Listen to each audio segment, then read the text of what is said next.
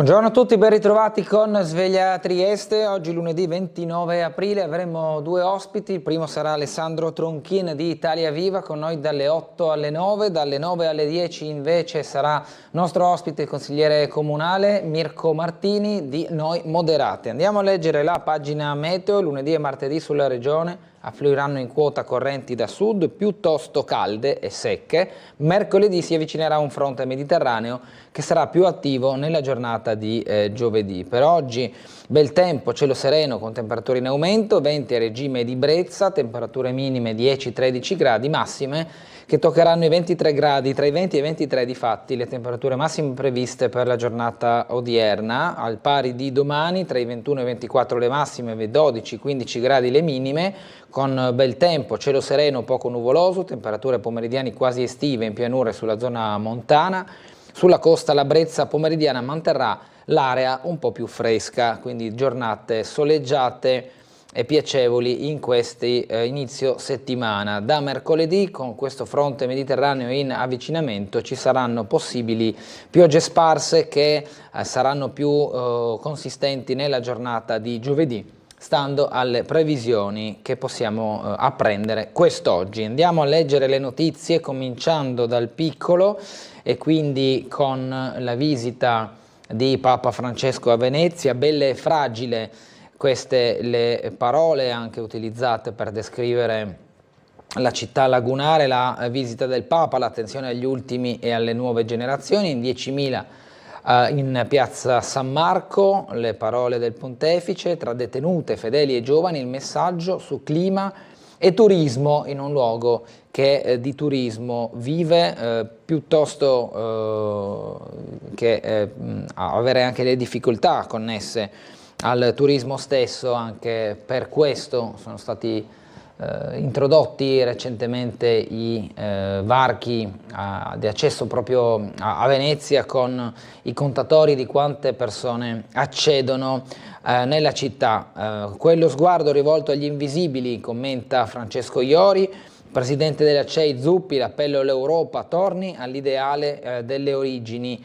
Qui vediamo ancora Papa Francesco ieri mattina durante un momento della visita a Venezia, dove è arrivato poco dopo le 8 del mattino. Andiamo a vedere il resto con il quotidiano. La scomparsa di Benedetti dall'ingresso in azienda datato 1961, la scalata delle cariche fino ad arrivare ai vertici. L'imprenditore presiedeva il gruppo Danieli di Butrio, tra i leader mondiali della siderurgia. Imprese e politici parlano di lui, un protagonista della storia del nostro paese. Il mondo confindustriale regionale e nazionale è in lutto per la scomparsa di Gianpietro Benedetti. Dal commosso pensiero di Emanuele Orsini, presidente designato della Federazione Nazionale, a quello di Pierluigi Zamò.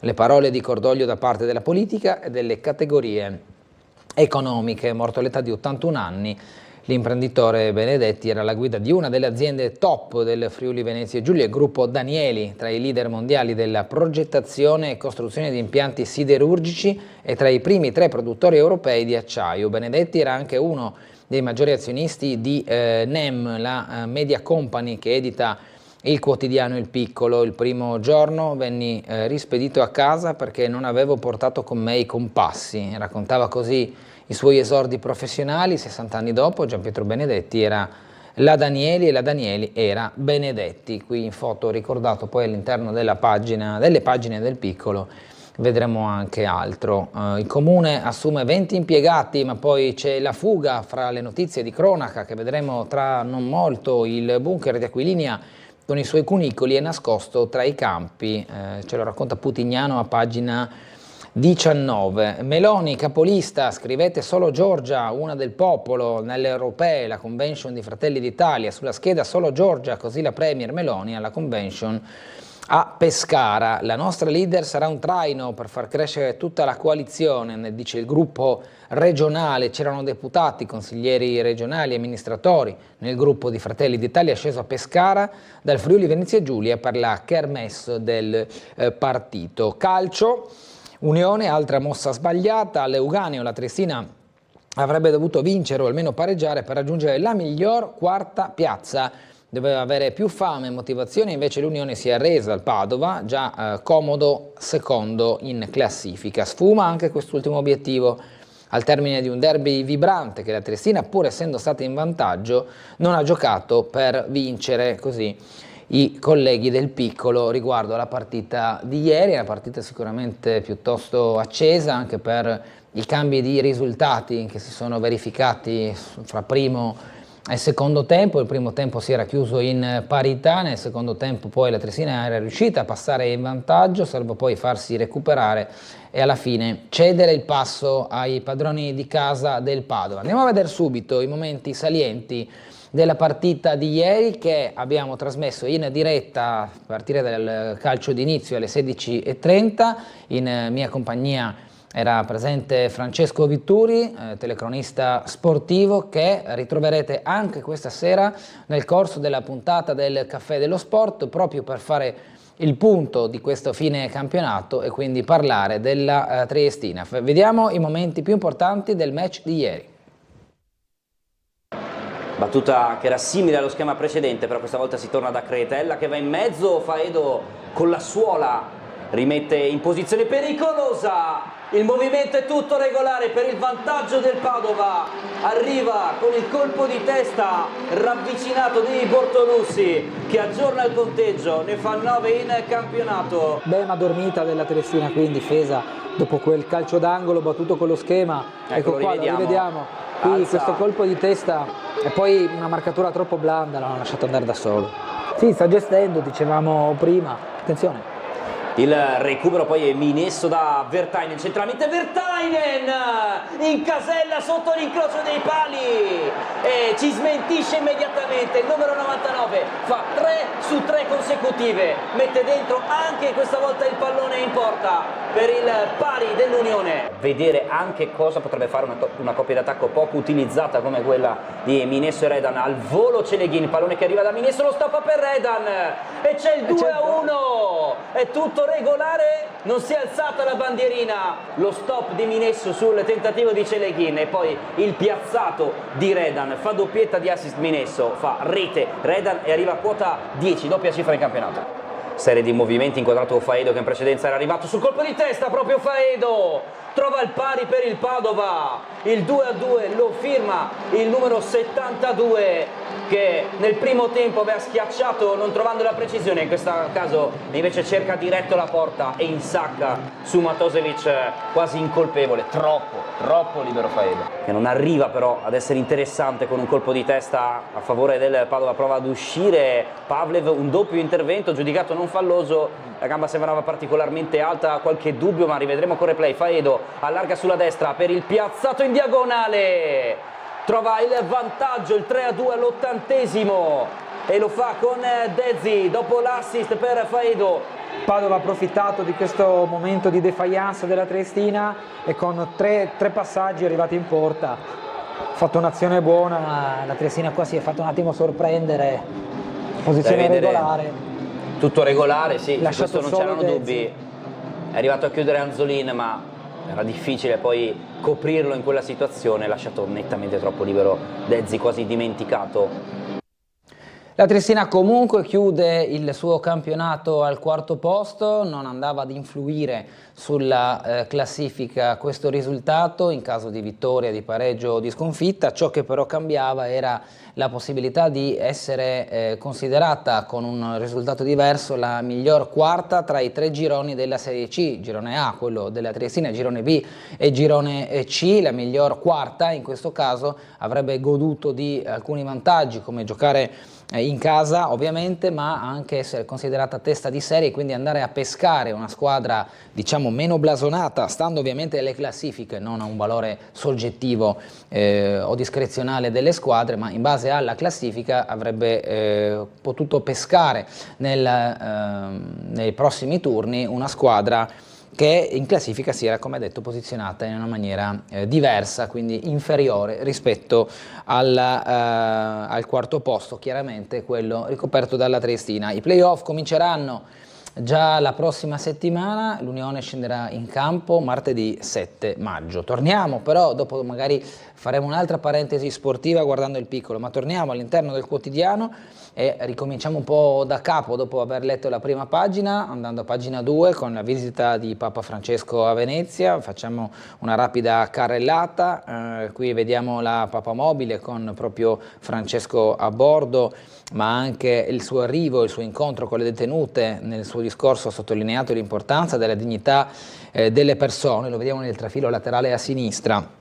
L'incontro di Bergoglio con gli artisti nel padiglione della Santa Sede, allestito proprio all'interno del carcere femminile, e poi, una volta salito sul motoscafo, ha salutato dall'Alzaremi delle Remiere e ha raggiunto la Basilica della Salute. Il Papa Venezia tra fedeli, artisti, detenute e giovani, quindi dice da qui la speranza, le parole di Francesco, il grazie del Patriarca, la preghiera a San Marco e l'appello per la pace, il messaggio di Moraglia a conclusione della funzione religiosa, il progetto di 8 mini alloggi per il reinserimento sociale delle donne. Il 7 luglio la giornata dedicata a Trieste, ancora a nord-est dopo Venezia.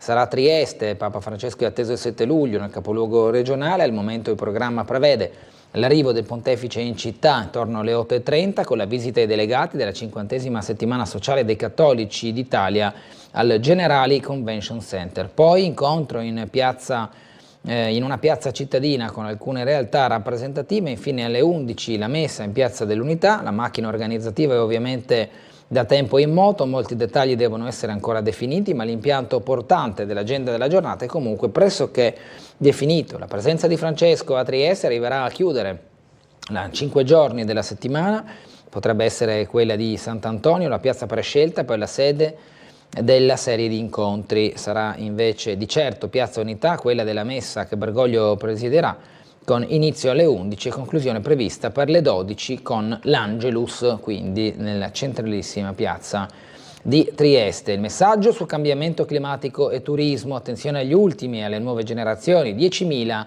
a San Marco radunati per la visita del Papa ai giovani. Qui nel campo della salute, in attesa dell'arrivo del pontefice, erano oltre 1.500 dalla diocesi del Triveneto. La preghiera del Santo Padre davanti alla tomba di San Marco, ultimo momento della giornata, prima poi della sua ripartenza, immortalato qui in questa piccola foto proprio davanti alla tomba di San Marco. Proseguiamo, l'appello all'Europa, torni alle origini, l'intervista al presidente della CEI Zuppi, l'Unione Europea non sia un condominio, Gorizia, antenna privilegiata, l'intervista di Maddalena Rebecca al cardinale Matteo Zuppi, attuale presidente della Conferenza Episcopale Italiana e delegato del Papa per il conflitto in Ucraina, e quindi parla di questo e di altro. All'interno dell'intervista si può leggere la sua versione, la sua opinione sui temi di attualità. La potenza delle relazioni e l'impegno sociale dei cattolici, l'ex arcivescovo di Bologna parlerà oggi di diplomazia umanitaria al Polo Universitario Isontino, poi a Trieste un incontro con i fedeli. Solidarietà, il Burlo si mobilita per Gaza, l'ospedale pediatrico di Trieste curerà 8 bambini, una ONG britannica mette a disposizione un aereo, attivata una vasta rete di sostegno e la collaborazione del medico in pensione Marino Andolina, che si è dunque messo a disposizione per questa opera di volontariato. Dalla Striscia al Collegio di Duino offriamo 2 borse di studio, sabato un evento di raccolta fondi per la famiglia di una studentessa, selezioni già ultimate, stiamo facendo tutto il possibile per consentire loro di studiare a Duino. Andiamo alle notizie ancora di attualità, riprendendo dalla prima pagina. Benedetti Capitano è morto a 81 anni, presidente del gruppo Danieli di Butrio. Il primo giorno venni rispedito a casa perché non avevo portato con me i compassi, ha sempre raccontato in azienda. Entrò in azienda subito dopo il diploma, fino a poi prendere in mano il timone dell'industria. A 30 anni diventò responsabile dell'ufficio tecnologie di laminazione calibrature per i layout degli impianti. Vediamo poi la sua foto qui in grande in questa pagina del quotidiano. È morto all'età di 81 anni l'imprenditore Gianpietro Benedetti è la guida come presidente del gruppo Danieli di Butrio, tra i leader mondiali nella progettazione e nella costruzione di impianti siderurgici e tra i primi 3 produttori europei di acciaio. Benedetti era entrato da Danieli come disegnatore tecnico nel 1961, divenne project manager di piccoli impianti, poi viaggiò per il mondo intero per avviare impianti siderurgici o per risolvere problemi a questi legati. Dopo aver scalato varie cariche, nel 1986, quando Cecilia Danieli divenne presidente e amministratore delegato, Benedetti fu nominato direttore generale del gruppo e insieme traghettarono l'azienda fuori dalla crisi del settore siderurgico. Dopo la scomparsa di Cecilia Danieli nel 1999, divenne Benedetti presidente e amministratore delegato nel 2003 esattamente. Resterà in questa seconda carica fino al 2018, quando gli subentrerà Giacomo Mareschi Danieli, figlio di Cecilia. E questa un po' la storia degli ultimi decenni dell'azienda, delle cariche a titolo di vertice che Benedetti ha ricoperto per diversi anni. Formidabile traiettoria imprenditoriale, straordinaria lucidità e lungimiranza, il ricordo di Enrico Marchi, presidente di Nord-Est Multimedia, il gruppo editoriale a capo del quotidiano Il Piccolo. Fin dal principio è stato fra i promotori di NEM, proprio Nord-Est Multimedia, e dunque dell'acquisizione di 6 giornali Friul Giuliani e Veneti. Nel 76 responsabile tecnico commerciale dell'ufficio vendite di Danieli, a cui nell'80 si aggiunse la direzione tecnica. Come detto, poi ha scalato diverse cariche, cavaliere del lavoro dal 2006, la laurea ad honorem dell'Università di Udine in ingegneria gestionale. Industria e politica in lutto. Addio un protagonista della storia del paese, l'omaggio del mondo economico, il cordoglio dalle istituzioni, parla il ministro Urso, un esempio per l'imprenditoria, quindi i messaggi di Massimiliano Fedriga, ma anche del presidente di Confapi Friuli Venezia Giulia Massimo Paniccia e del presidente di Confindustria Alto Adriatico Michelangelo Agrusti. Passiamo alla politica. Meloni capolista alle europee, l'annuncio a Pescara, scrivete Giorgia e cambiamo l'Unione Europea, poi ironizza sull'assenza di Salvini, ci ha preferito il ponte, scherzando sul collega di governo, solidarietà a Rama per l'inchiesta di Report, la replica dell'Usigrai, editto albanese. Andiamo a vedere poi le reazioni dal fronte opposto. Eli Schlein attacca la Premier, perso il contatto con la realtà. Per Renzi è un influencer a cui non interessa nulla dell'Europa. Calenda risponde annunciando anche la sua corsa per Bruxelles contro la piattaforma sovranista. Conte sferza la leader di Fratelli d'Italia, passata da essere patriota a remida, al contrario. Queste le reazioni dell'opposizione al governo. Salvini blinda Vannacci, il generale contro Giorgetti, il candidato tira dritto. Le critiche? Solo diatribe nella Lega, contano gli elettori, ma il centrodestra è a disagio. Mulè dice sui disabili ha detto una solenne fesseria. Standing ovation, Fratelli d'Italia applaude Berlinguer, lo fece già Almirante con sempre i temi politici, qui in foto anche il presidente del Senato Ignazio La Russa. Buon per lui che non ha un bambino portatore di handicap, altrimenti capirebbe di aver detto una sciocchezza. Questo ha detto Mulè verso le parole di Vannacci. Politica sì, ma anche regionale. Giorgia un traino per tutti, su di noi polemiche sterili. I vertici regionali di Fratelli d'Italia scendono in Abruzzo per la kermesse del partito. Il candidato Ciriani dice: lei un booster formidabile, la mia corsa incentrata sul Friuli Venezia Giulia, dice il candidato di Fratelli d'Italia, sindaco di Pordenone, Ciriani. La candidata di Forza Italia Savino, Vannacci nega la concezione di società di diritto, la sottosegretaria all'economia contro il generale, la forzista Savino, coordinatrice regionale di Forza Italia in Friuli Venezia Giulia, condanna le affermazioni di Roberto Vannacci, candidato come lei alle europee, anche se per la Lega. Per fare campagna elettorale alla ricerca di un voto in più non si può legittimare una concezione della società in cui non esistono i diritti, o peggio, in cui i diritti esistono solo per chi ci è simpatico o chi ci aggrada. Questo non ha nulla a che vedere con la libertà di opinione, ma è offensivo per la storia e la cultura del nostro paese. Anche per questo le parole di Vannacci, che ancora oggi veste una divisa, sui disabili sono particolarmente gravi e offensive, ha detto Savino. Con queste frizioni politiche interne al centrodestra, guardando ovviamente alle elezioni di giugno. Andiamo alle notizie invece dal mondo, dal Medio Oriente. In questo caso l'esercito approva i piani di guerra, Israele pronto a invadere Rafah. Oggi la risposta di Hamas alla proposta di cessate il fuoco. Biden sente Netanyahu che teme il mandato di arresto della CPI. Qui in foto bambini palestinesi che osservano uno dei campi sfollati a Rafah, nel sud della striscia di Gaza. Nella stessa pagina uno spaccato sulla Russia che avanza, Zelensky insiste, subito le armi, presa di mira Zaporizhzhia, ma ancora un triangolo con le dita è il simbolo dei miliziani adottato dai sostenitori, e poi i Peshmerga all'Italia insieme contro l'ISIS, la visita del ministro curdo a Erbil, una candidata a USA 2024 arrestata alle proteste nel campus di St. Louis. Una candidata del Partito Verde, Jill Stein, è stata arrestata sabato durante una protesta filo-palestinese alla Washington University di St. Louis, nello stato del Missouri.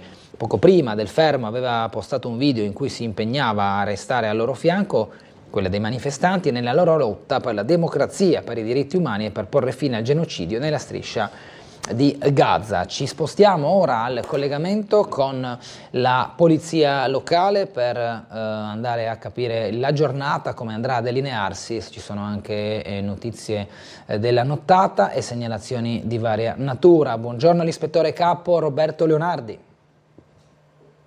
Dunque, nottata passata tutto sommato nella norma, alcuni incidenti stradali rilevati da noi, ma nulla di particolare. Per la giornata di oggi nulla da particolare da segnalare. Alle ore 7:30 con il nostro personale presente sul posto da Piazza Unità, direzione costiera, la partenza della Coppa delle Alpi, che altro che non è quella rievocazione storica di veicoli. Per il resto altre cose che riguardano la viabilità ordinaria nella giornata di oggi proprio non ve ne sono, perciò direi tutto sommato tranquillo. Bene, speriamo. Buona giornata e buon lavoro. Salve, buongiorno a voi. Grazie ancora il collegamento. Andiamo a leggere le altre notizie. Vedo però già una telefonata. No, andiamo a leggere dunque dalla pagina del Piccolo uno spaccato sull'archeologia, il IV di secolo del bronzo di Lussino, dalla scoperta sui fondali fino al British Museum. Alla fine di aprile del 1999 la statua, databile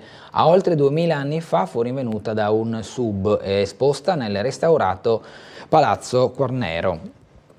Pagina successiva con le parole di Francesco Iorico, lo sguardo rivolto agli invisibili, ancora sulla visita di Papa Francesco ieri a Venezia.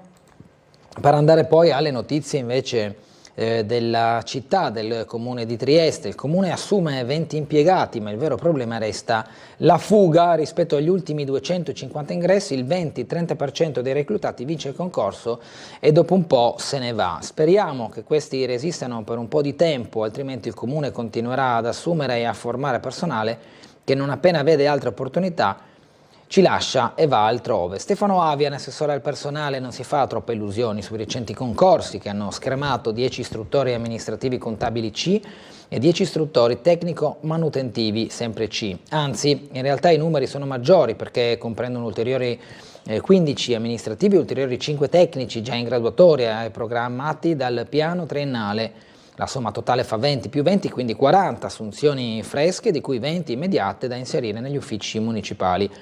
Questo significa che i concorsi lanciati durante le epoche Lubianco e Avian hanno immesso nel corpaccione comunale non meno di 250 addetti, ma una percentuale stimata tra il 20 e il 30% ha mollato ben presso il municipio triestino per raggiungere altri lidi lavorativi, ritenuti più remunerativi o meglio serviti da benefit. Una percentuale troppo alta per essere metabolizzata da una macchina fortemente sollecitata da molti impegni sul fronte dei lavori pubblici e da una significativa esposizione alle scadenze del PNRR. La commissione concorsuale degli amministrativi era presieduta dalla dirigente del personale Manuela Sartore e da quella dei tecnici da Eddie Dalla Betta, dirigente della pianificazione territoriale. Da tempo il Comune si pone il problema di trattenere le reclute, ma quanto andranno a prendere gli assunti? In termini di trattamento economico, lo stipendio iniziale annuo è al lordo di 24.000 euro, come detto, annui.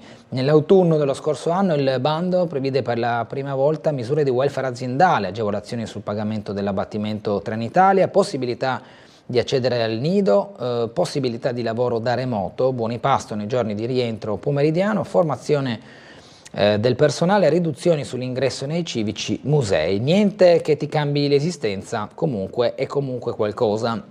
L'orario è di 36 ore settimanali, lunedì e mercoledì si lavora il pomeriggio, il periodo di prova dura 6 mesi. L'assessore Avien non nega che evitare le fughe è una corsa in salita perché gli strumenti attivabili dal Comune sono ridotti, la materia è normata dalla Regione, gli spazi a disposizione dell'ente locale sono quelli che sono. Se il vincitore di un posto non è triestino, beata l'ora che in altri luoghi della Regione più vicini alla sua residenza si creano opportunità lavorative, anche perché le trasferte da per il capoluogo possono essere proibitive e venire ad abitarvi rappresenta una spesa anche pesante. Di recente, per dare un'idea del contesto, si era venuta a creare una situazione abbastanza imbarazzante in merito alla direzione lavori su un appalto importante come quello della scuola Sauro Spaccini in via Tigor. Il funzionario tecnico designato aveva vinto il posto in regione, ragion per cui si era disimpegnato dall'incarico. Era stato effettuato un monitoraggio all'interno del comune per trovare un sostituto, ma non si era fatto vivo nessuno, quindi, nonostante l'infornata di architetti ed ingegneri di ultima leva, il comune ha dovuto bandire una gara ad hoc. Questo, ci racconta Massimo Greco, per dare uno spaccato anche di quello che è il movimento del personale nel comune di Trieste, al netto della vittoria di concorsi pubblici che insomma proprio facili sembra non lo siano. Ebbene, nonostante ciò parecchi hanno deciso di cambiare mestiere o cambiare luogo di lavoro. Nuovo asilo di Roiano, oggi presidio, azione incalza le organizzazioni sindacali della funzione pubblica, CGL, CISL, UIL, UGL, CISL, chiamano unite presidio in Piazza Unità a partire dalle 17:30 di oggi. La prima iniziativa è risposta alla decisione dell'amministrazione comunale di adottare una soluzione pubblico-privata per la gestione dell'asilo nido che il prossimo anno aprirà dagli spazi dell'ex caserma della Polizia Stradale a Roiano. Decisione che per il segretario provinciale di Azione Arturo Governa certifica carenza di programmazione finanziaria e amministrativa anche sul fronte dell'educazione. Se dovessimo dare credito a quanto posto in premessa dal Comune, ovvero, scrive il Governo in una nota, che mancano educatori, bisognerebbe prendere atto che a questa situazione si è arrivati perché non c'è stata programmazione negli anni. Come è stato possibile, continua l'esponente di Azione, accorgerci solo a lavori quasi ultimati che mancava il personale necessario a garantire l'erogazione delle funzioni educative e il coordinamento pedagogico? Questo si domanda segretario provinciale di Azione. La Galleria Sandrinelli chiusa da stasera a domani mattina, i lavori di asfaltatura in piazza Sansovino dovuti ad Acegas APS Amga, con i lavori che dunque comprometteranno in piccola parte la viabilità della galleria. Gara per il chiosco di Barcola, il locatario dovrà ricostruirlo, le manifestazioni di interesse entro il 19 luglio, base minima annua 12.000 euro, a chi si aggiudicherà il contratto d'affitto per 12 anni anche l'onere di sostenere i lavori. L'avviso pubblicato dalla direzione regionale dell'Agenzia del Demanio. L'Agenzia infatti del Demanio indica una gara per dare in locazione il chiosco all'interno della pineta di Barcola, un affidamento che durerà 12 anni, ma che impone al nuovo affittuario di ricostruire da cima a fondo la struttura, ed è questo il criterio che sta allontanando alcuni interessati. Gli aspiranti concessionari dovranno inviare le manifestazioni di interesse entro le 12 del prossimo 19 di luglio, partendo da una base d'asta annua di 12.000 euro. Sul sito della direzione regionale della stessa, l'Agenzia del Demanio, sono indicati tutti i dettagli della gara. Questo poi lo racconta Laura Tonero nel suo articolo che spiega anche tecnicamente come funziona questo affido a Barcola. Noi ci fermiamo per la pubblicità, ma ripartiremo proprio da questa pagina perché ci sono anche i nuovi giochi per Miramare e leggeremo altre notizie dalla cronaca locale, poi la pagina culturale e sportiva. Ci vediamo tra qualche minuto.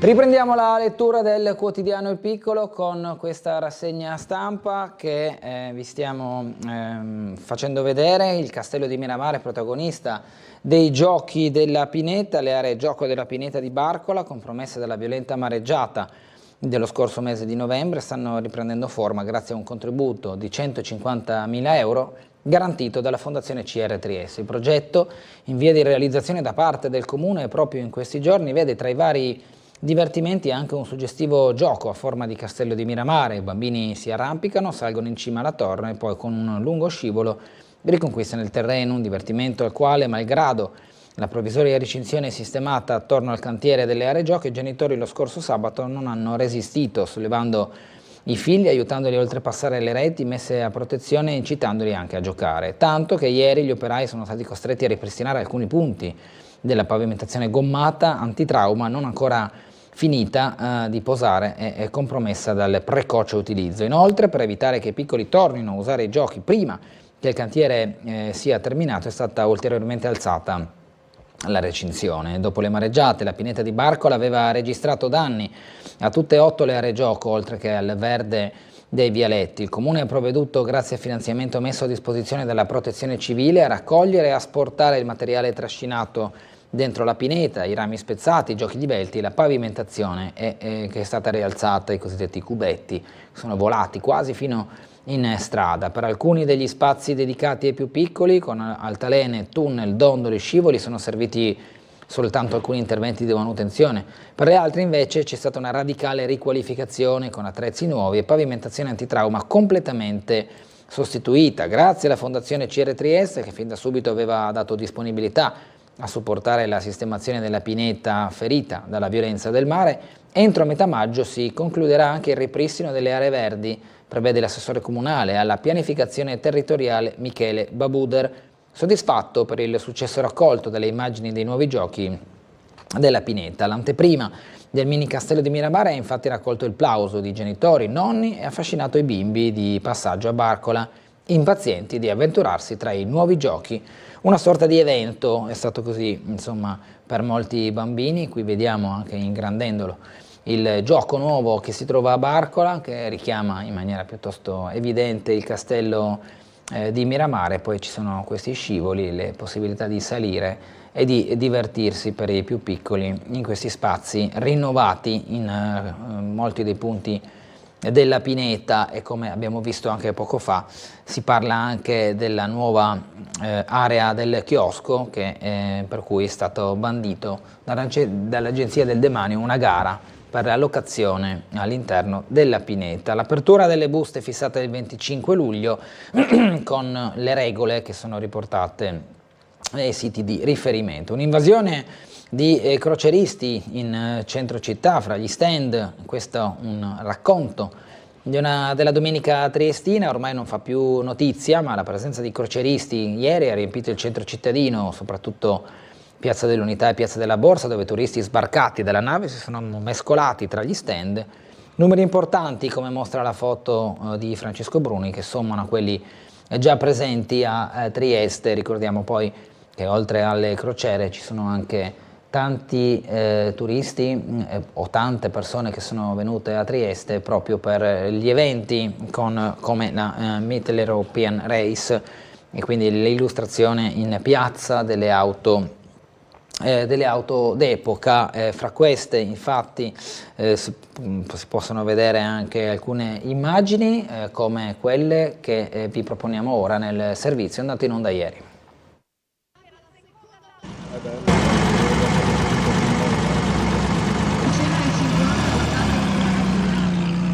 Si è conclusa l'8ª edizione in 3 giornate della Mittel European Race, la salita della Trieste Opicina, e della Mid Race Tour Cup, i 2 eventi promossi da Adrenalinica.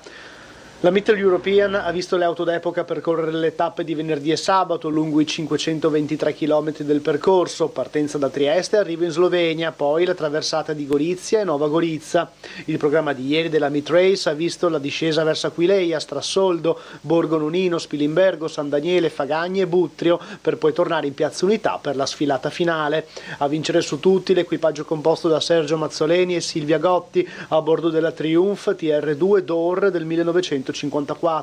Ancora una volta, inoltre, Piazza Unità è stata teatro del concorso d'eleganza Città di Trieste, giunto alla 3ª edizione. Finita la 8ª edizione della Mittel European Race, della salita della Trieste Opicina, del concorso di eleganza, della Mid Race Tour Cup, insomma un connubio vincente, direi assolutamente vincente, una città che ha gradito tantissimo pubblico. Siamo felici di essere in questa piazza gremita di persone, di turisti, perciò un ringraziamento a tutti i collaboratori, ai partner che abbiamo avuto, a quanti ci hanno aiutato, alle istituzioni, comune, regione, tutti, perché senza di loro, senza la polizia locale, i carabinieri, la polizia di Stato, 500 km in Friuli Venezia Giulia di corsa non sarebbero stati facili. Perciò grazie e un arrivederci al 2025.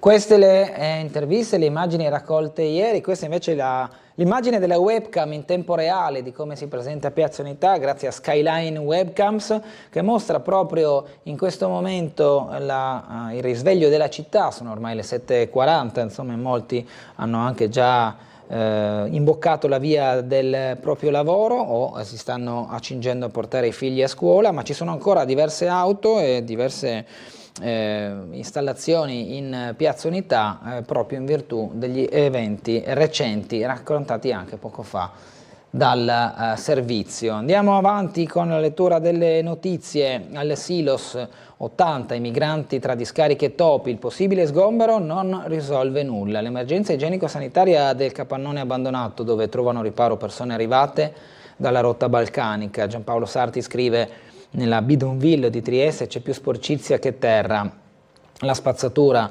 accumulata ha raggiunto ormai livelli da discariche, i topi entrano ed escono dalle capanne giocando a rincorrersi a caccia di pezzetti di cibo andato a male o lasciato in giro, o per addentare anche le orecchie dei migranti mentre dormono, come documentato da foto e video. Si respira fatica tra la puzza di escrementi, fango umido, acquitrini putridi, mosche, zanzare, ragni, scarafaggi, pidocchi e ancora ratti grossi come gatti che ti camminano tra i piedi. Silos, oggi come prima, l'emergenza igienico-sanitaria dell'enorme struttura abbandonata stretta tra il Porto Vecchio e la stazione ferroviaria ha raggiunto proprio livelli da bidonville, dal terzo mondo, ma nel cuore della Trieste turistica.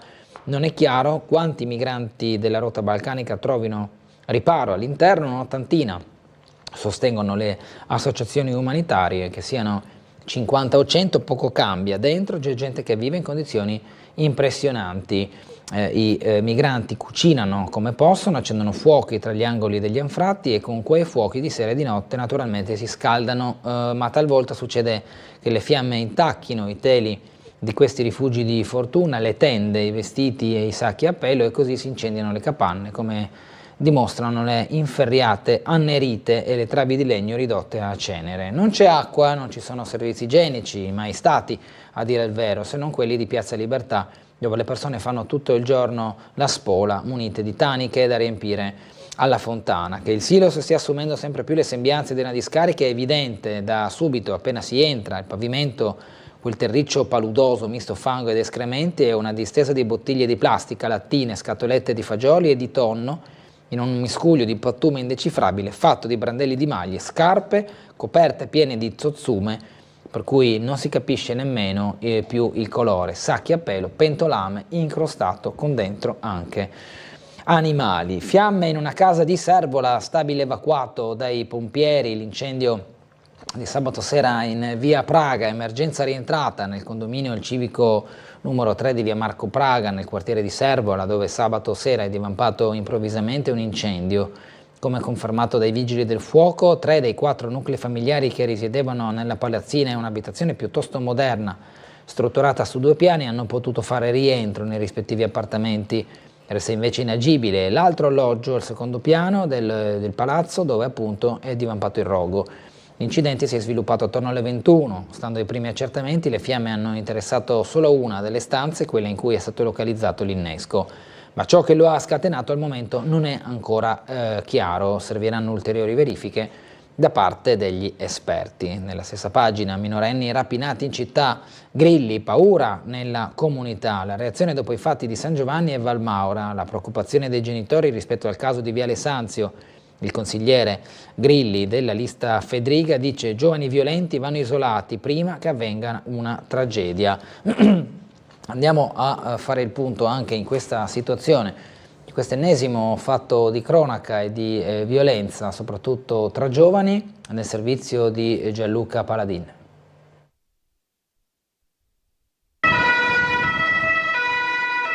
Dateci giubbotti, scarpe e portafogli. La frase pronunciata impugnando una bomboletta spray al peperoncino. Lo hanno fatto di nuovo. Sì, perché gli investigatori sono convinti che si tratti della stessa banda che ha colpito nel giardino comunale di via Mascagni lo scorso 25 aprile.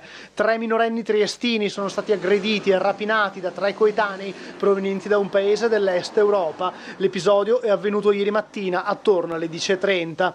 Secondo quanto appreso, 2 delle vittime sarebbero state addocchiate dai rapinatori a bordo dell'autobus della linea 6 diretto in piazzale Gioberti. Durante il tragitto all'altezza del centro commerciale Il Giulia, i 3 stranieri hanno iniziato a insultare senza apparente motivo i 2 ragazzi. I 2 adolescenti, forse intuendo cosa stava per succedere, sono scesi dal bus proprio davanti all'esercizio commerciale, ma sono smontati dal mezzo anche i rapinatori, che ormai avevano scelto le loro vittime. Infatti la banda ha cominciato a pedinare i 2 malcapitati. Allora i giovani triestini si sono rifugiati in un bar vicino all'imbocco di Viale Sanzio per bere un caffè. Chissà che non stiano seguendo proprio noi, ha sperato uno dei ragazzi, ma poco dopo sono entrati nel locale i 3 stranieri. Anche loro hanno ordinato un caffè. A quel punto i 2 giovani hanno pagato la consumazione e sono usciti dall'esercizio commerciale, proseguendo per Viale Sanzio. In quel momento i malintenzionati hanno agito, hanno raggiunto i giovani triestini e li hanno rapinati. Uno dei ragazzi stranieri, esattamente come nell'episodio citato di via Mascagni, ha estratto lo spray e il peperoncino e l'ha puntato al viso delle vittime, intimando loro di consegnare giubbotti e portafogli. I membri della banda straniera hanno tastato le vittime su tutto il corpo, come per perquisirli.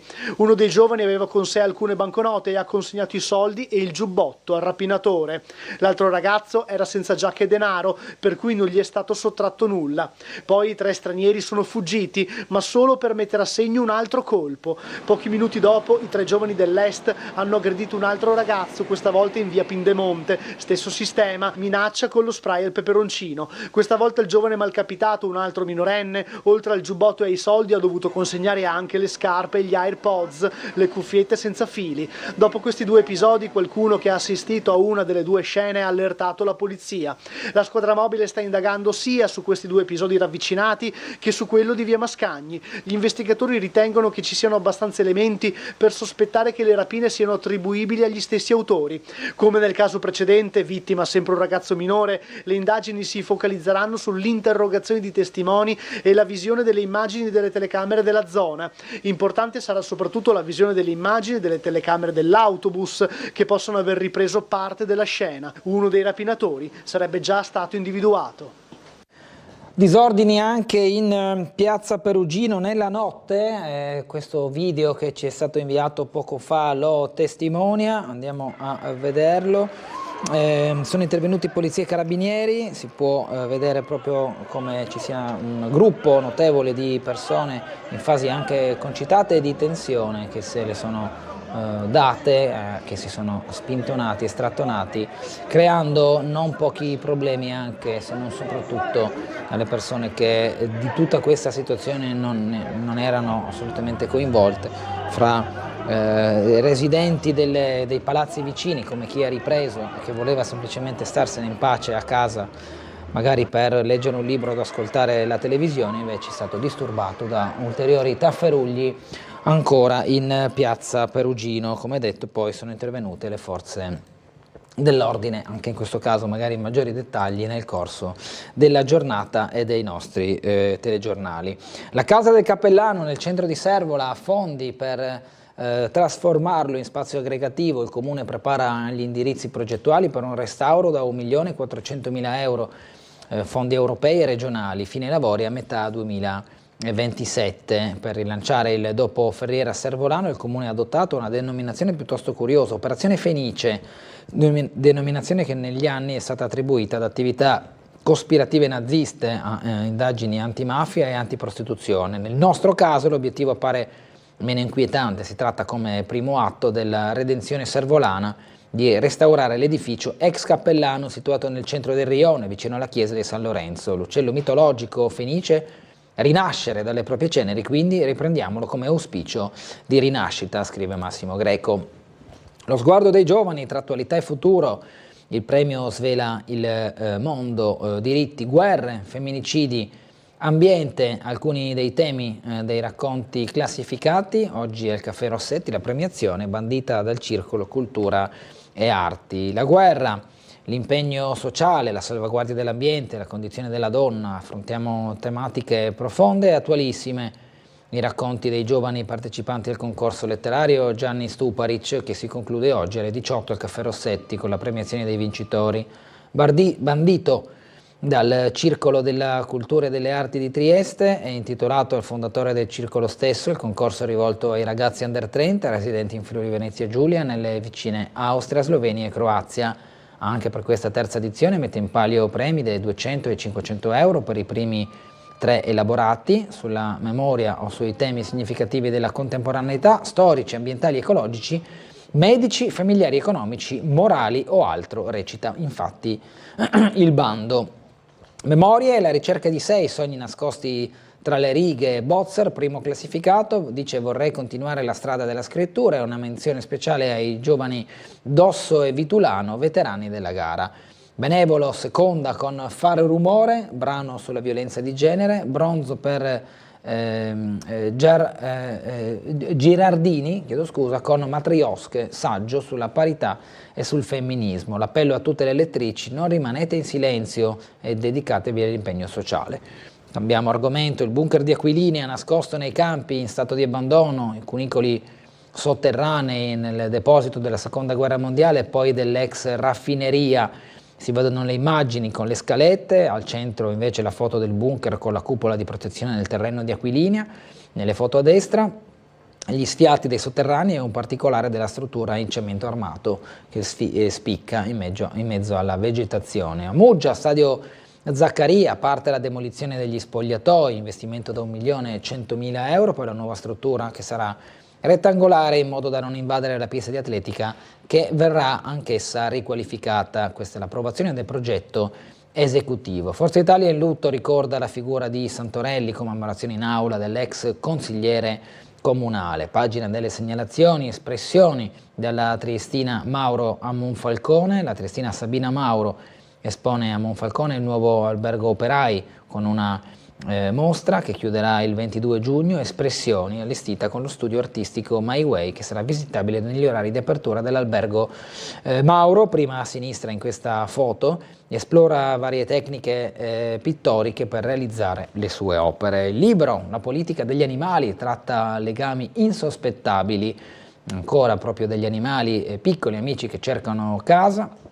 E ancora La strage silenziosa, un salmone allevato costa altri 440 pesci. Sembrerebbe proprio che nessuno pensi mai alla sofferenza dei pesci, tant'è vero che ogni anno vengono pescati tra gli 1,1 e 2,2 trilioni di esemplari selvatici in tutto il mondo. Un numero davvero impressionante, nel senso più negativo del termine, brutalmente sottratti al loro habitat naturale, maltrattati nemmeno fossero corpi senza vita e infine uccisi con altrettanto sprezzo. E perché tutto questo? Troppo spesso purtroppo è lo stomaco a comandare. Gran parte viene utilizzata come ingrediente in cucina o come componente nell'alimentazione di pesci allevati che verranno anch'essi serviti a tavola, quindi pesce che mangia pesce e poi uomo che mangia il pesce. A San Dorligo le campane hanno ripreso a suonare dopo il dissequestro. A San Dorligo della Valle sono tornate a suonare le campane. Ieri sera si è svolta la solenne cerimonia organizzata dalla parrocchia di Sant'Ulderico per celebrare il dissequestro dell'impianto dopo la lunga vicenda giudiziaria originata dal provvedimento della procura. Questa aveva giudicato le campane troppo rumorose La festa è stata accompagnata dalla tradizionale scampanio attivato dagli scampanatori di Caresana ad assistere alla funzione celebrata dal nuovo parroco Thomas Kunaver, una folla di fedeli che qui vediamo in foto.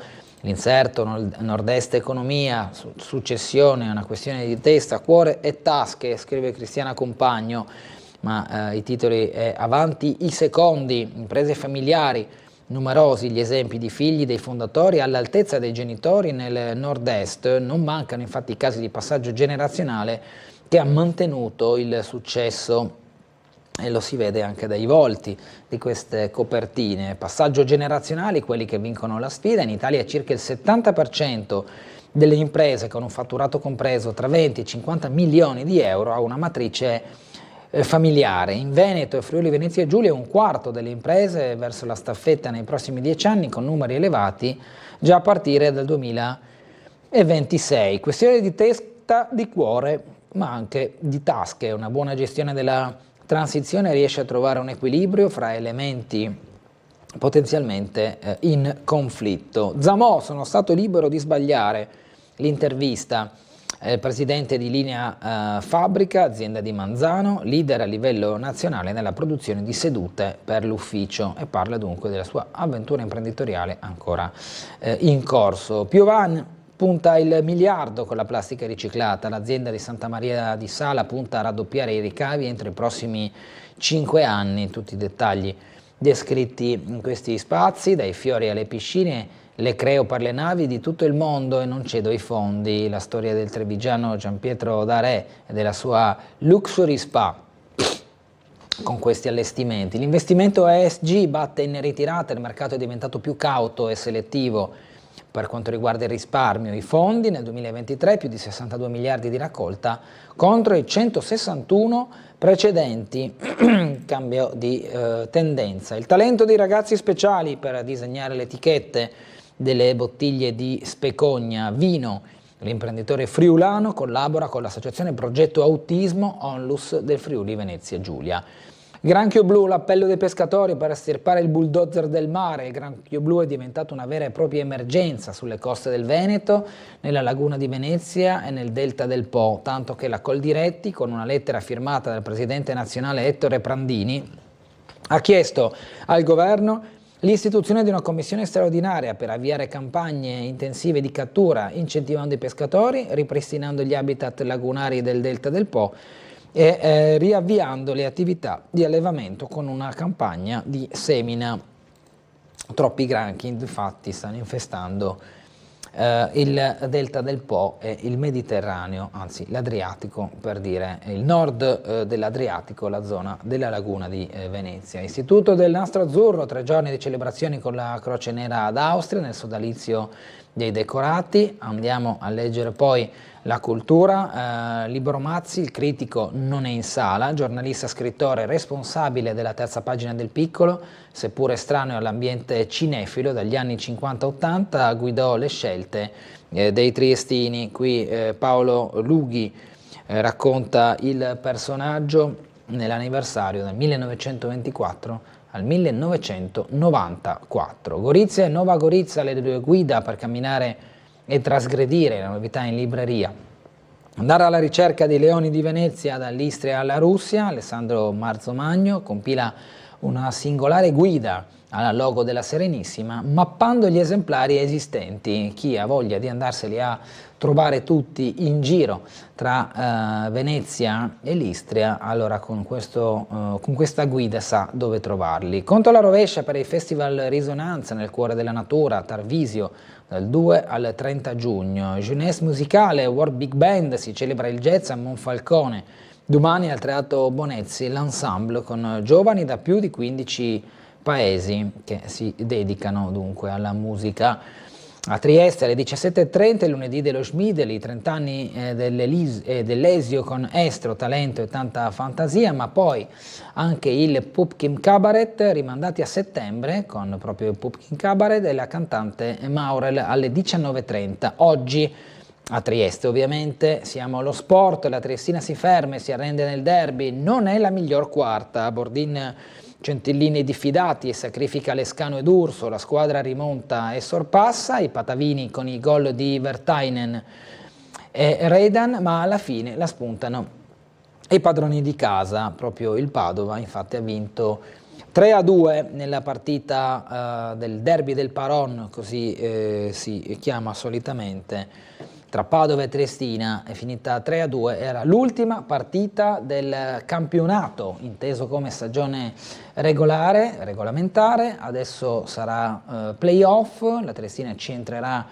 al secondo turno, essendo arrivata a quarta. Al primo invece vi partecipano le squadre tra la quinta e la decima in incontri a incrocio, quinta contro decima, sesta contro nona, settima contro ottava. Da questa griglia uscirà la sfidante dell'Unione, che giocherà il giorno 7 di maggio. Veloce carrellata anche delle altre notizie sportive, a parte le parole di Bordin, commessi errori ma abbiamo giocato bene, carichi verso i playoff. Basket, Trieste, il countdown è ormai cominciato, da domenica a Torino saranno tosti playoff, i pregi e i difetti di tutte le partecipanti al tabellone oro. Forlì parte da testa di serie ma fortemente condizionata. Futurosa sconfitta a testa alta a Costa Masnaga, basket di Serie 2 femminile, quarti di finale dei playoff. Sistiana regola lo Zaule, spettro playout per i muggesani, Leoni della Juventina dominano il Super Briane e centrano la salvezza. Ancora l'UFM, Monfalcone vola in eccellenza, Fiumicello è salvo, Pro Romance nel baratro, nelle pagine chiaramente tutti i risultati. Azzurro in forma, Roianese salva, Opicina nei guai invece in prima categoria. Canottaggio, Frank, uno storico bronzo nel para-rowing europeo, Triestino dei Vigili del Fuoco Ravalico ora punta a Parigi, terza la Lignanese Gnatta, nell'8 Buttignon settima. Basket giovanile, il Memorial Tramontin va ai serbi del Radnicki, Pal Trieste al sesto posto. Alla Virtus CG Impianti il confronto regionale con le giovanissime del Chions Fiume Veneto. Nel pallavolo della Serie B2 femminile la capolista Slovolley vince il derby sloveno con il Socia Devetak in 5 equilibrati set, spazio anche ai maschi. Il Volley Club cade in casa, i Tremerli trionfano a Prata e poi l'Altura perde a Pordenone nella sfida per il terzo posto. Veronica Toniolo, eletta la migliore juniores europea, la ventenne atleta triestina è stata premiata a Zagabria. Ora si prepara ad affrontare la sfida alle Olimpiadi. Per il baseball, Geron New Black Panthers nell'immediato riscatto, Cagliari cade al Gaspardis da San Siro a Piazza Duomo, esplode la gioia intanto nerazzurra per quanto concerne la vittoria dello scudetto dell'Inter. L'Udinese ferma il Bologna e questa è la sorpresa del campionato. Servirebbe un Cunego nel ciclismo, 6 giorni alla Corsa Rosa, ma anche il tennis con Paolini al terzo turno. Oggi tocca a Sinner e Cobolli. Ci fermiamo per andare in pubblicità, tra poco in nostra compagnia Alessandro Tronchini di Italia Viva, tra poco.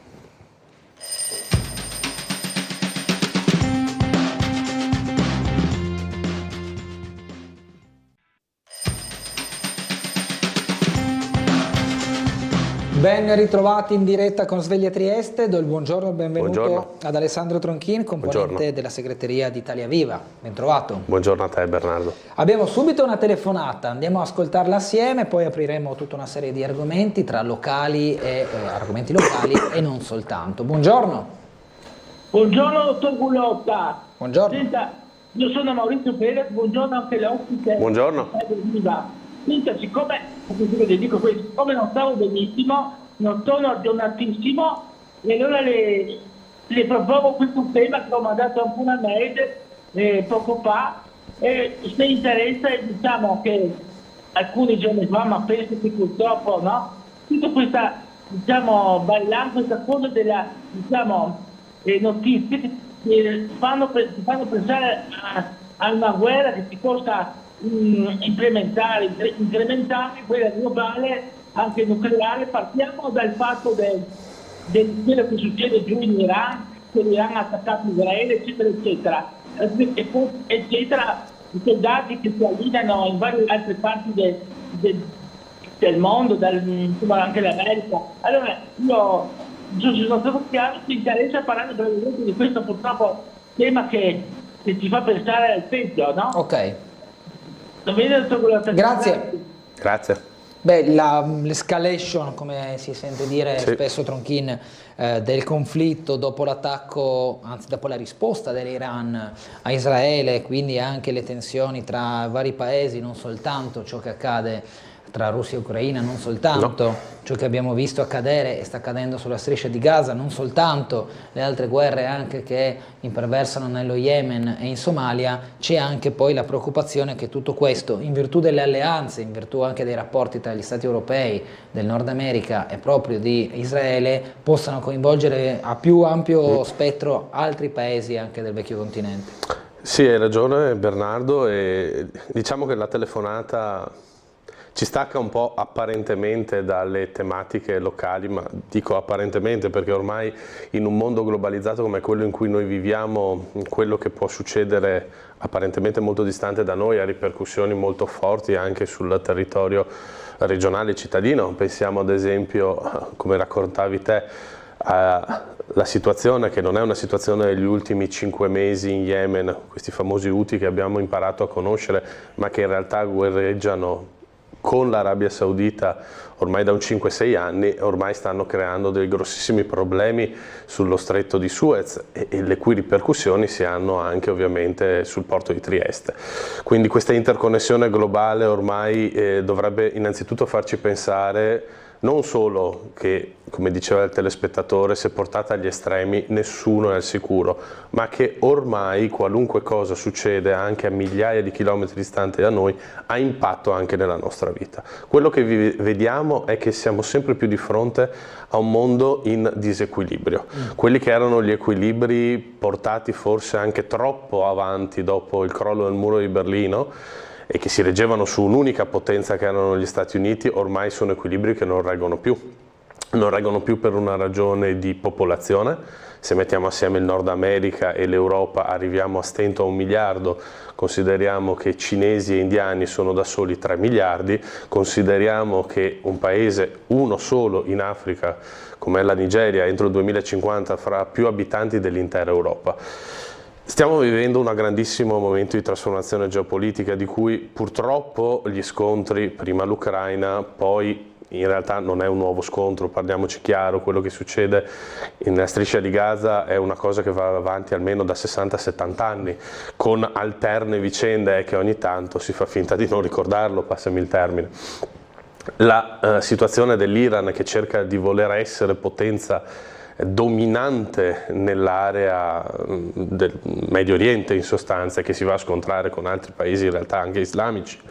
Non dimentichiamoci, una cosa su tutte, anche una delle letture che si può dare all'attacco che Hamas fa verso Israele il 7 ottobre e dietro il quale ovviamente c'è anche la lunga manus dell'Iran e di tutti i suoi alleati dal Libano,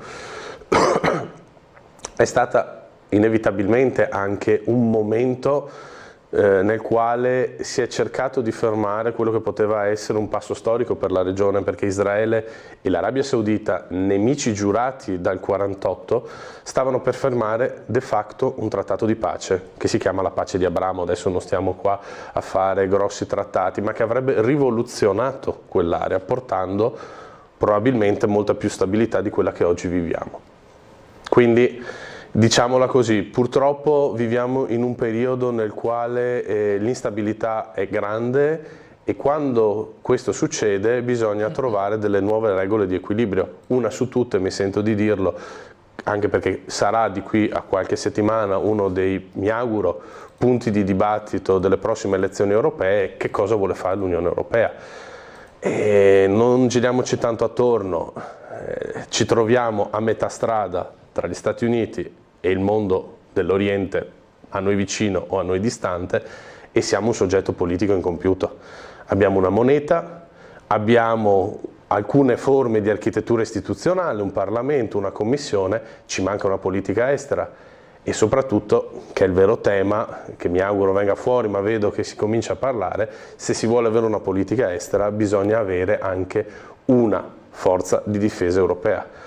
È inutile stare qua a discutere NATO sì, NATO no. La NATO ha avuto un suo senso in un momento storico che ormai è finito, però se non vogliamo più la NATO dobbiamo cominciare a darci una certa autonomia, che non è un'autonomia per andare a fare guerra, ma è un'autonomia per portare avanti la nostra idea politica come europei, per difendere anche i nostri confini. Se continuiamo invece a volerlo appaltare a qualcun altro, dopo non lamentiamoci se quel qualcun altro che mette gli uomini e mette i soldi, ovvero gli Stati Uniti, poi ci tira per la giacchetta in contesti e guerre che non ci appartengono. Quindi meglio secondo lei riuscire a avviare un percorso di, come dire,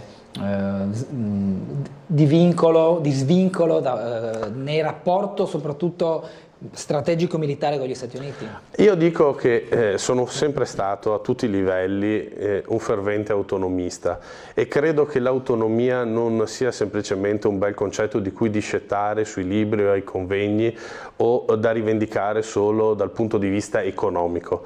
L'autonomia deve essere anche strategica, non ci può essere autonomia economica se non c'è autonomia politica e non ci può essere autonomia politica se non c'è anche autonomia di difesa. Non è sicuramente una cosa, non prendiamo in giro i cittadini, che si può fare né in 2 mesi né in 3 anni, però è una cosa che dobbiamo iniziare a fare se vogliamo, come Stati europei, cominciare a portare avanti quelle che sono le nostre istanze, frutto della nostra storia e della nostra anche evoluzione culturale, che non sempre può collimare con la storia e l'evoluzione culturale degli Stati Uniti, anche perché ricordiamocelo, questo è un dato storico, gli Stati Uniti hanno poco più di 200 anni, noi abbiamo qualche centinaio d'anni di storia in più, con i suoi pregi e con i suoi difetti, ma che ci hanno permesso anche di elaborare un posizionamento e una visione strategica che è anche diversa. Quanto però, visto che chi critica l'Unione Europea la critica perché intende i paesi l'uno contro l'altro nei propri interessi nazionali, quindi la mia domanda è: quanto però è fattibile pensare a un'Europa veramente unita negli interessi collettivi nel momento in cui poi, quando a parole sono tutti d'accordo e nei fatti ognuno si fa gli accordi privatamente? No, la domanda che tu poni è verissima e infatti sono partito dal dire che noi abbiamo un'Europa su certi aspetti concreta e su molti altri purtroppo, che è un bel concetto su cui fare il tema della maturità. Mi ricordo quando ho fatto io la maturità era un concetto molto in voga, o di cui discettare appunto ogni 5 anni. Osserviamo però una cosa: l'Europa ha avuto 2 stagioni. La stagione subito dopo la seconda guerra mondiale, quella dei padri e delle madri fondatori, che non a caso, non dimentichiamocelo mai, avevano già pensato una prima forma di difesa comune, fermata purtroppo dagli egoismi nazionali all'epoca in principal modo della Francia, ma Adenauer e De Gasperi principalmente avevano già iniziato. E poi c'è la fase che abbiamo vissuto anche durante il periodo del Covid e anche durante il periodo dell'invasione dell'Ucraina, che è la fase delle crisi. Se osserviamo, ogni crisi ha posto di fronte gli stati europei, tutti, anche quelli Germania e Francia che si credevano più forti, più autonomi, a comprendere che in uno scenario talmente tanto globalizzato anche un paese di 80 milioni di abitanti come la Germania da sola non ce la fa, non ce la può fare. E queste crisi noi in parte le abbiamo superate, ma molte altre sono ancora là. Quindi secondo me, forse un auspicio, forse è anche una scommessa, è proprio la crisi che darà all'Unione Europea, se saprà coglierlo, l'opportunità di fare un ulteriore passo in avanti in integrazione. Interessante, poi farò un'altra domanda su questo, ma abbiamo una telefonata. Buongiorno. Sì, pronto, buongiorno, sono in linea? Sì. Buongiorno. Buongiorno dottor Gugliotta, buongiorno a lei e al suo ospite. Buongiorno. Ho ascoltato adesso un 5 minuti e il signore indubbiamente ha una dialettica e ha un ragionamento logico che prende le persone. Però purtroppo nella realtà dei fatti tutto questo non succede, perché l'Europa si è sempre combattuta una nazione contro l'altra, indipendentemente dai secoli di cultura che ha avuto. E siccome il signore ha detto anche che è un fervente autonomista, se ho ben capito, parliamo un attimo del territorio libero di Trieste, parliamo un attimo della sentenza di Cassazione che ha respinto il ricorso della sentenza di appello. Vediamo un attimo, i giudici devono aver avuto un po' di confusione nell'emettere quel verdetto, perché è chiaro, ma c'è una roba semplicissima: come si può chiedere l'allegato ottavo se il trattato di pace non esiste? Con i suoi allegati naturalmente. Tutto qua. E nessuno dice sarebbe bello fare una bella inchiesta info report, e anche ieri su Televideo, il 15% della popolazione italiana è a livello di povertà, 15%, sono milioni e milioni di persone, non solo non arrivano alla fine del mese, ma non arrivano neanche a fare il pranzo. Ma stiamo scherzando?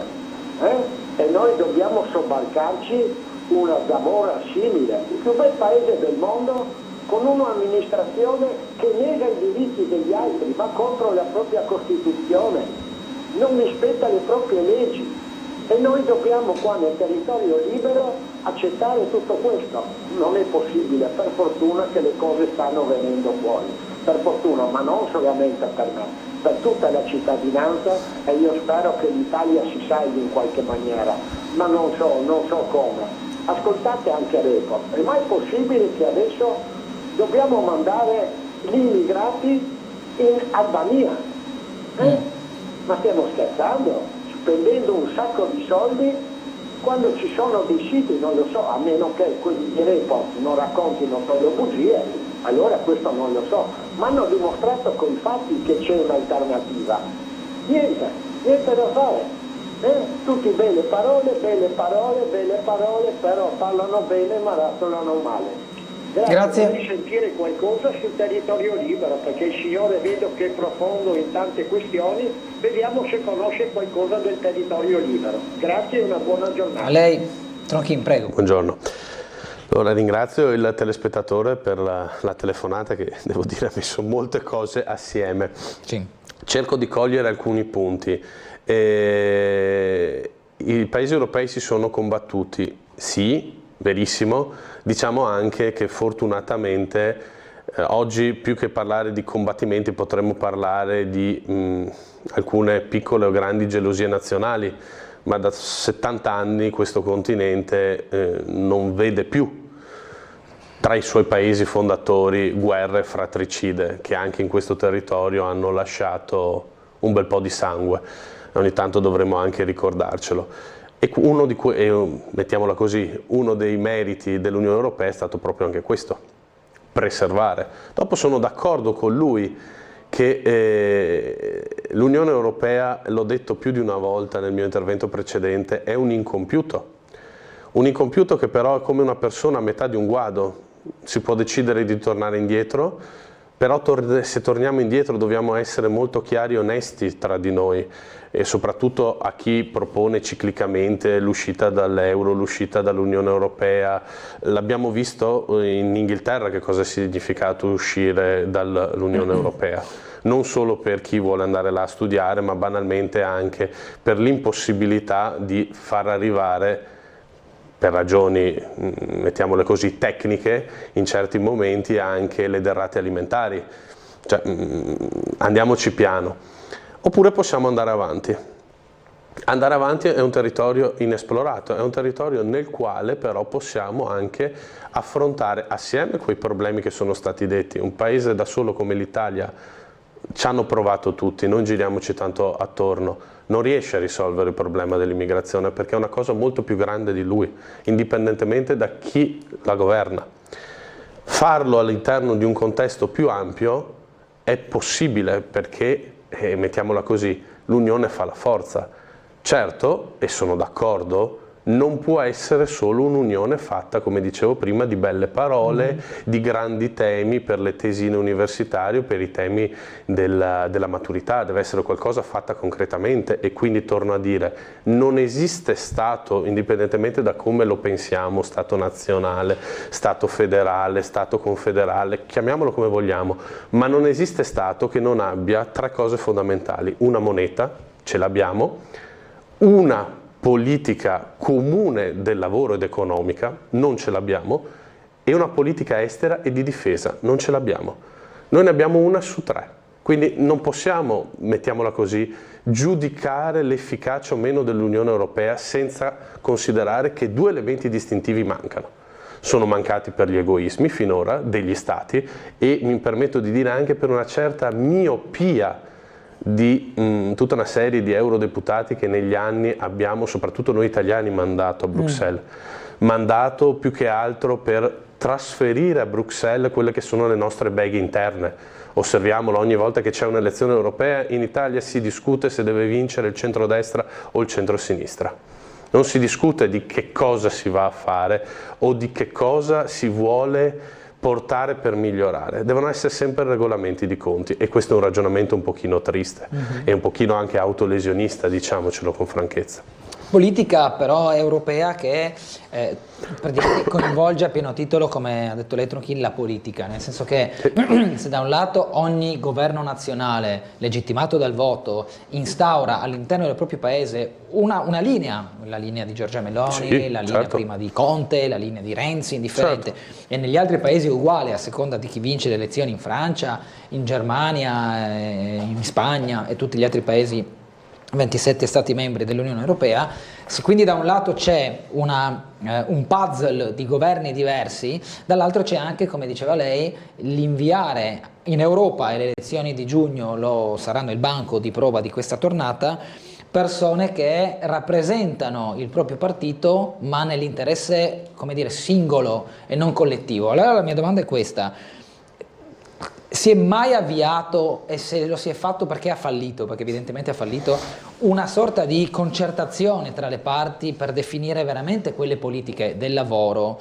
dell'immigrazione, della difesa, della politica estera europea? Cioè, se si è provato, perché ha fallito veramente un incontro tra tutti e dire mettiamo a senso comune certi aspetti? Perché per determinati argomenti è stato fatto, vedi Schengen, l'abbattimento del confine, la libera circolazione delle persone ha permesso a tutti di spostarsi senza dover, diciamo, avere l'ingombro di essere identificato in maniera gendarmica, un termine che magari non esiste ma rende l'idea, ogni volta che si oltrepassa il confine. Bene o male che sia, adesso non lo discuto, non ho neanche la competenza per farlo, però vivono da tanti anni, lei parlava di 70 anni, possiamo definirli tali, vivono ancora differenze. Ci sono più marcate le differenze che i punti in comune. È verissimo Bernardo, allora parto dall'ultima parte, poi vengo sulla prima parte della tua domanda, la parte italiana, ma perché i temi che tu poni hanno giustamente una rilevanza che va oltre i nostri confini nazionali. E torno a quello che ho detto prima, ogni passo in avanti, salvo i primissimi anni dell'Unione, è stato fatto sulla base di crisi monetarie, abbiamo avuto Maastricht, crisi legate anche poi a quello che è successo qua nei vicini Balcani e abbiamo avuto la necessità anche di garantire il libero scambio di persone e merci. In tutti questi anni però, parlandoci con franchezza, abbiamo vissuto soprattutto negli ultimi 20-25 anni una situazione come europei oggettivamente florida. E se i problemi reali della gente ci sono, ma sono toccati da una minoranza, purtroppo prevale l'egoismo della maggioranza, che è quello che ha mantenuto il vecchio, ricordiamocelo, patto di stabilità per cui non si poteva fare nessun investimento, il rigore con cui una certa visione tedesca ha gestito la situazione della Grecia, che oggi è stata risanata, ma a che prezzi? Forse qualche altra strada era percorribile. Però in quel momento là la Germania era il paese più forte, era granitico, c'era una leadership di Angela Merkel che de facto sopperiva anche alle leadership piuttosto incolore dell'allora Commissione Barroso. Oggi il mondo è cambiato, come dicevo prima, oggi anche i paesi più forti non ce la fanno. Non ce la fanno da un punto di vista economico, men che meno militare, cioè la Germania è un colosso economico dal punto di vista militare, conta niente, parliamoci chiaro. E quindi proprio oggi c'è la possibilità di fare quello che tu dici, la concertazione. Per fare la concertazione però, e qua torno a noi italiani, dobbiamo tutti noi imparare a fare un passetto in avanti. E non mi riferisco tanto alla polemica che anche ieri è venuta fuori sul Sole 24 Ore, sui leader che si candidano poi ci torneremo, sapendo poi che non vengono eletti. È un nostro vizio italiano. È così da 20-25 anni, non mi sento di lanciare adesso la croce in testa a Elly Schlein piuttosto che a Giorgia Meloni. Chi l'ha preceduto molte volte, non tutti per carità di Dio, ricordo che nel 40% che fece il PD nel 2014 con Renzi non era candidato alle europee, però al netto di questo non tutti hanno fatto la scelta. Voi non c'è... No, abbiamo Gianluca Paladin, chiedo scusa Tronchin se la interrompo, poi riprendiamo. Abbiamo Gianluca Paladin che si trova a Barcola, nella zona della Pineta, proprio nel punto dove stanno riqualificando i lavori, i giochi per i bambini, e quindi lavori in corso alle spalle dello stesso Gianluca. Buongiorno.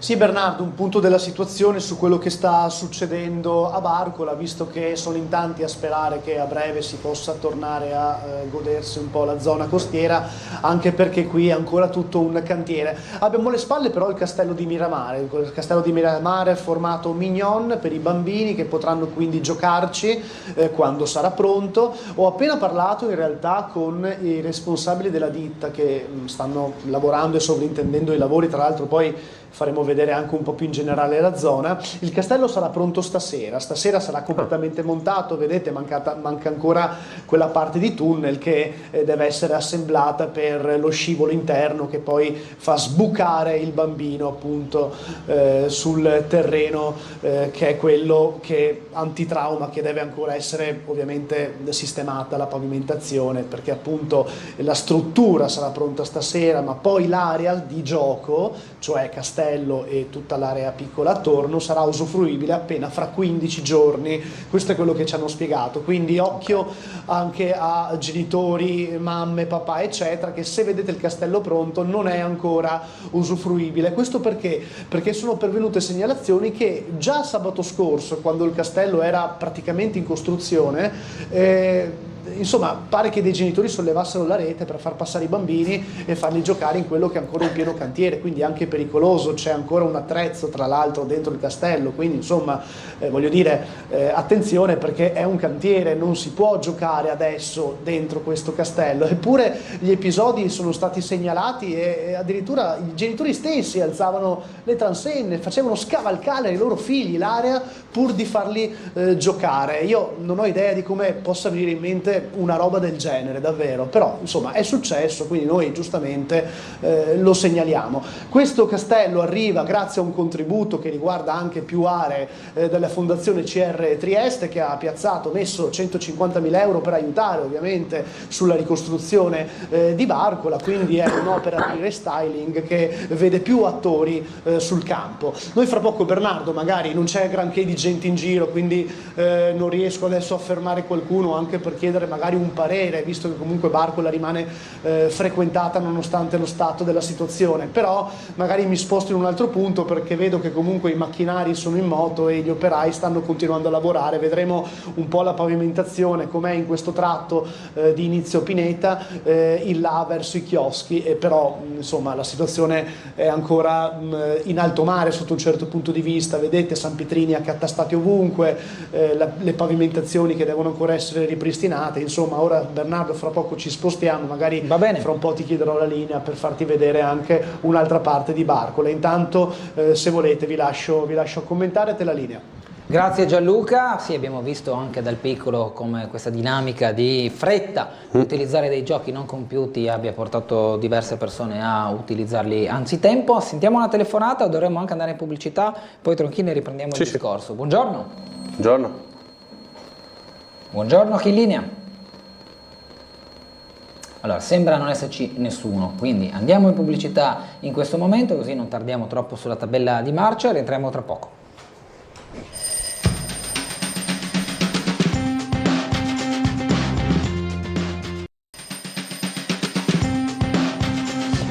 Bene, ben ritrovati, 8.35 di lunedì 29 aprile in compagnia di Alessandro Tronchin di Italia Viva. Sentiamo una telefonata, poi leggeremo alcune mail. Buongiorno. Buongiorno a lei, suo ospite, sono Gino. Buongiorno. Voglio segnalare un qualche cosa che magari si aggancia al discorso Barcola, nel senso che se vado al mare e mi voglio vedere Tele4, col mio telefonino non funziona. Mi ho già segnalato qualche volta. Io col telefonino Android, se lancio l'app di Tele4, ci sono i menu per tutte le varie trasmissioni già fatte, ma quando voglio andare in live si blocca, cioè presenta una pagina bianca con una figura di un drago, penso, con scritto clicca qui, ma non succede niente, ma è già un 3 mesi che non funziona. E mi dispiace perché in modo d'estate è un servizio utile anche sì. Volevo segnalare. Ha fatto bene. Grazie a lei, grazie, buongiorno. Inizialmente pensavo che come ha descritto il problema, che fosse relativo alla problematica di ricezione a Barcola, che è comunque un problema da tanti anni, dove entrano le reti anche straniere e creano, diciamo, un mix di confusione telefonica non indifferente. Probabilmente è anche un problema interno alla nostra app, io segnalerò nel momento in cui finisce la trasmissione a chi di dovere, sperando che si risolva in tempi ragionevoli. Leggo una mail, Tronchin, che ci permette di riagganciarci ai discorsi di poco fa. Riprendendo il discorso che faceva l'ospite, scrive Alessandro, il vero problema del pianeta è l'aumento incontrollato della popolazione in certi paesi. Questo fa sì che lì ci sia povertà, nonostante i miliardi di aiuti di ogni tipo che l'Occidente regala da decenni, e così si creano ovviamente pericolose migrazioni e conflitti. Ora, da un lato ci sono i conflitti di cui abbiamo parlato a inizio puntata, dall'altro c'è una questione molto profonda legata all'aumento della popolazione. Ci sono però anche un paio di aspetti che riguardano la matrice economica e quindi di concorrenza, cioè lei diceva prima, un paese come la Germania, per quanto solido, adesso magari vive un momento di difficoltà, ma lo è stato sempre, insomma un po' colonna portante dell'Europa, da solo, contro o in relazione a paesi come l'India, la Cina, che lasciamo stare l'aumento di popolazione, ma è l'aumento di produttività che loro stanno, diciamo, spingendo in maniera piuttosto energica, ecco, un paese come la Germania da solo non può tener testa, e quindi serve l'Europa come entità unica anche a livello di mercati, che può aprire trattative, aprire anche spazi di regolamentazione delle merci, dei criteri legati alla politica estera, eccetera.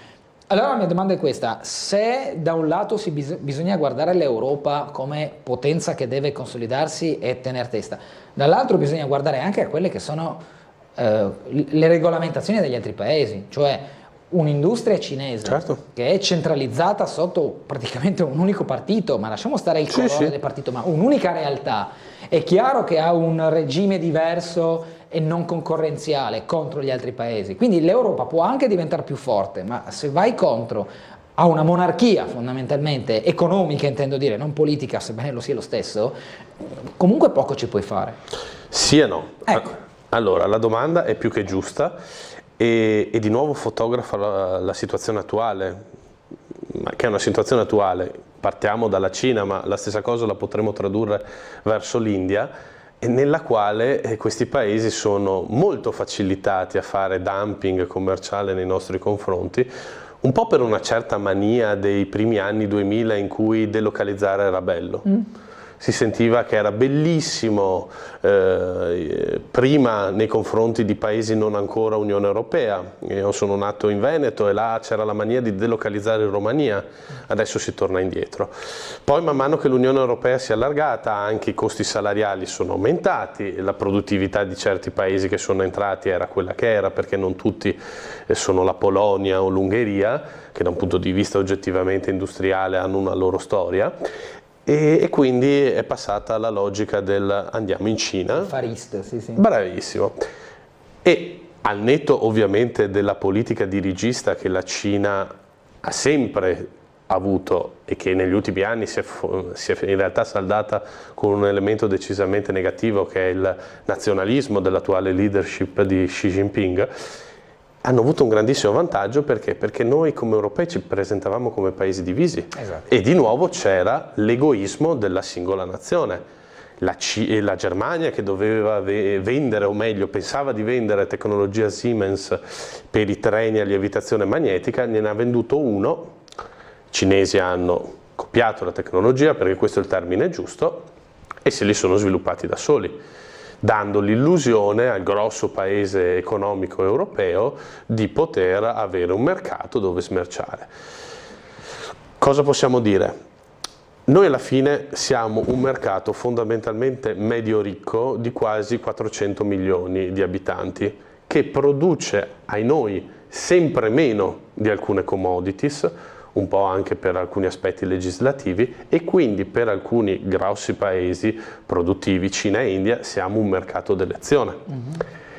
Quindi se continuiamo a muoverci però come tanti piccoli soldatini, loro, i venditori, fanno il loro gioco. Se noi ci muoviamo come un'entità unica, possono provarlo a farlo, però diventa più complicato, perché non hanno più l'arma del ricatto. A te non ti va bene questa tariffa, vado a vendertelo al tuo vicino, ad esempio la Francia. Questa è la logica nel quale noi dobbiamo approcciare, che è di nuovo una logica di mettere assieme, non semplicemente perché l'unione fa la forza, ma per una ragione anche di interesse economico. Aggiungo solo una cosa sulla mail che il telespettatore ha mandato, nella quale concordo molto sull'aspetto che anche l'incremento della popolazione in certi paesi comporta ad alimentare questa instabilità nella quale viviamo. Però non generalizziamo, anche perché Cina e India fanno 3 miliardi di abitanti, ma non hanno grossi, anzi praticamente non li hanno, fenomeni migratori, perché l'aumento della popolazione hanno saputo far fronte anche chi direttamente per la sua storia millenaria, la Cina, chi anche per i retaggi colonialistici, l'India, ha un aumento progressivo delle tecnologie interne.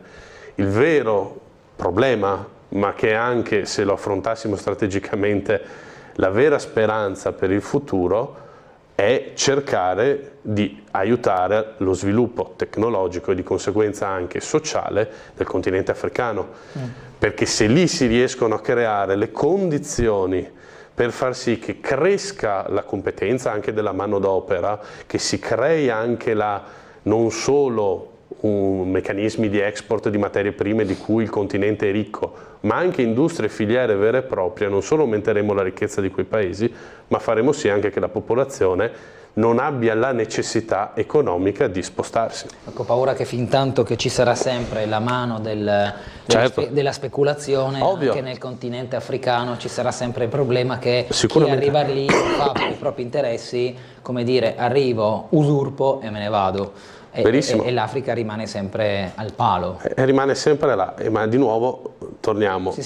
La soluzione è muoversi come unione.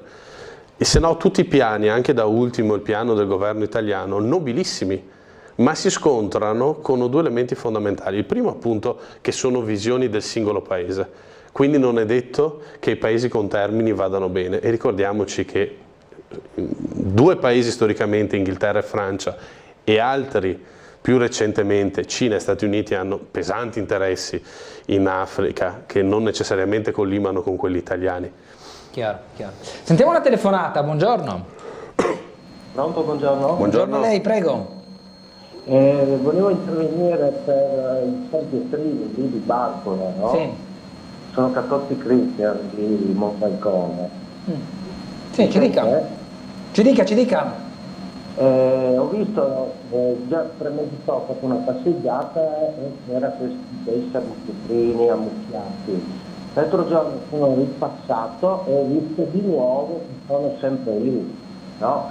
E quindi volevo dire, insomma, con tanti immigrati, pensionati di buona volontà che ci sono a Trieste, volendo, si potrebbe fare una squadra, un programma, nel senso, non è tanto difficile mettere 4 San Pietrini a posto, perché ad esempio a Monfalcone una volta era venuto un gruppo di vietnamiti e hanno fatto una strada in pochi mesi, niente, pochi giorni. Io penso che tra una cosa e l'altra, tra il fare e avere la volontà, in più anche l'Italia ha costruito grosse cose, però mettere a posto un litorale di 3 chilometri non penso che ci vadano via degli anni, andando avanti così non finirà più l'estate, questo volevo dire. Ok, grazie Cristian, buona giornata. Buongiorno. Ecco, questo è il fattore visivo, quello di un lungomare, tornando a Trieste Devastato. ovviamente, che dopo la mareggiata, dopo tutti i danni insomma, che in molti hanno visto e anche verificato proprio da Barcola, la sensazione è quella di un ripristino a rilento. Allora, Tronchin. io mi sento di dire due cose. Parto dalla prima, spezzo una lancia nei confronti dell'amministrazione, in particolar modo dell'assessore Babuder, perché sì, certo. oggettivamente viviamo in un paese dove banalmente per fare un progetto per un'opera, solo per fare la progettualità vanno via 5-6 anni, quindi comunque essere partiti nella situazione emergenziale, cioè non è stata una semplice mareggiata, è stata oggettivamente una catastrofe. E io non mi sento di lanciare la croce, tra l'altro, su un assessore che è anche arrivato in corso d'opera, perché dopo purtroppo nella politica succede sempre così, le colpe vanno sempre su una persona. E io, se posso permettermi, vorrei dire una cosa sul lungomare di Marcola. Innanzitutto sono contento del castello perché ho una bambina piccola, quindi non vedo l'ora che sia finito, così ne usufruirò anch'io. Però forse sia da parte dell'amministrazione comunale che da parte della regione, ce lo ricordiamo tutti, nei settimane, mesi subito successivi, è stata lanciata questo momento di ascolto della cittadinanza su cosa doveva essere Barcola. Certo, bello, ci sta che rispetto magari a quella che è stata la Barcola fino ad oggi ci sia un'evoluzione. Io però non mi sarei concentrato tanto su questa cosa in prima battuta, mi sarei concentrato sicuramente sul ripristino e su un'altra cosa che non sento mai parlare, che è le opere di difesa mare.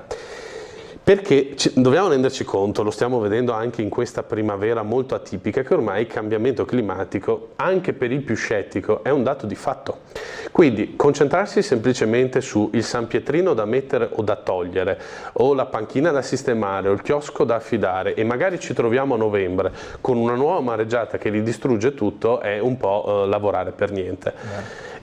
E tra il lavorare per niente e l'immaginare un futuro radioso con parchi, posti auto, marine, neanche fossimo ad Abu Dhabi, che va bene perché ci deve essere anche lo sviluppo, però secondo me conseguenziale prima alla messa in sicurezza. Servono le difese a mare, se no qualunque altra mareggiata purtroppo distruggerà la nostra costa. E per fare quelle difese a mare servono molti soldini, soldini che di nuovo, per quanto non ci piace l'Unione Europea, dovremmo andare a chiedere là. E non saranno opere che faremo in 5 minuti, però bisognerebbe iniziare a parlare di quello, secondo me, più che poi stare. Capisco anche l'esigenza della persona che è abituata a frequentare Barcola e che la vede a ridosso della bella stagione non alla perfezione, però dobbiamo cominciare a ragionare con un minimo di programmazione e di strategicità, se no i soldi stavolta li abbiamo trovati per rattoppare, però non è detto che se a novembre succede di nuovo li ritroviamo di nuovo. Allora facciamo vedere, giusto che il momento è insomma anche inerente al Castello di Miramare, all'installazione del gioco, la vignetta di Englaro. Se non mi ripara la strada, almeno se dove venire a dormire, parla Massimiliano in questo caso, che se non ha il sollievo di rivedere ripristinato il passaggio del bivio, che è stato malorato, che sta mettendo in difficoltà i pullman e il castello per le visite al parco e allo stesso castello, e quindi un po' di ironia anche su questo ci sta. Una mail e dopo arriviamo subito alla telefonata. Dice: credo che il legame principale che unisce l'Italia all'America e quindi alla NATO sia commerciale. Purtroppo questo condiziona sicuramente qualsiasi decisione politica. Purtroppo il Made in Italy porta denaro alle casse italiane. Quindi chi scrive, Renata, dice: se da un lato il legame commerciale ci tiene un po' stretti, quasi a guinzaglio con gli Stati Uniti, perché porta denaro alle casse italiane, dall'altro ti vincola a non poter neanche scindere quel legame strategico militare o comunque politico che la NATO ha diciamo nella sua natura. Sì. Una relazione che ha senso secondo lei? Allora, sì, sicuramente sì, poi non dimentichiamoci che la nostra storia più o meno recente anche ha dimostrato che chi in qualche modo ha saputo tenere il piglio, pensiamo a quello che è successo a Sigonella e con Craxi, nei confronti degli Stati Uniti dopo ha sempre un poco pagato il pegno. È vero, però siamo anche in un mondo nel quale gli Stati Uniti sono una potenza commerciale, ma ci sono potenze commerciali ed economiche emergenti con dei mercati anche decisamente maggiori. Cioè, tanto per dare un esempio, in Cina i ricchi, cioè gente che ha non qualche centinaio di migliaia di euro ma molti di più, sono qualcosa come 200 milioni. L'India è destinata a fare lo stesso percorso, e quella è popolazione che vede nelle eccellenze del Made in Italy, dall'automotive alla moda, comunque uno status symbol. Quindi dovremmo cominciare, mi permetto di dire, forse la metafora non calza a pennello, a essere un pochino strabici, non guardare solo da una parte, se vogliamo fare i nostri interessi, se no siamo purtroppo necessariamente costretti sempre a essere a traino. Sentiamo una telefonata, buongiorno. Buongiorno a lei e al suo ospite. Buongiorno. Sono contento per il suo ospite che ha messo su famiglia. Gli anni sono passati tanti anni, da quando c'era Russo che ha fatto le primarie. Ok, allora io volevo parlare di una cosa. Prego. Lei ha letto questa mattina un articolo, penso sul quotidiano locale, che scappano tutti via dall'ente pubblico, che lo stipendio medio è di 24.000 euro all'anno. All'anno, sì. No? All'anno. Allora facciamo i conti, lordo naturalmente. Praticamente meno di 1.200 euro al mese. E come vuole che non scappino? Circa, per forza, chi può mettere su una famiglia con 1.200 euro lordi al mese? Non è possibile. Per me l'Europa dovrebbe, ma l'Italia soprattutto, perché abbiamo gli stipendi più bassi d'Europa, dovrebbe mettersi una mano sulla coscienza e aumentare, perché inutile parlare di fughe dei cervelli. E dicono che scappano perché qui non c'è lavoro. No, perché il lavoro non viene pagato. E poi Europa unita. Abbiamo visto durante il Covid come la Francia si teneva le mascherine che dovevano arrivare a noi e la Slovenia, che adesso protesta per la chiusura dei valichi, no? Quella volta aveva chiuso con dei grossi con dei dissuasori in pietra l'entrata in Slovenia quando c'era il Covid. Allora, è inutile che dicano che l'Europa è unita. L'Europa non è mai stata unita e non sarà mai unita. Ognuno guarda al suo giardino. Poi volevo anche dire una cosa sulla privatizzazione dell'asilo nido a Roiano. Sì. No? Il comune dovrebbe mettere dei paletti sia sugli stipendi di questa cooperativa che prenderà l'asilo nido di Roiano e anche sulla professionalità degli operatori, perché se no è come, non voglio dire una parolaccia, eccolo, ok? Grazie a lei e al suo ospite.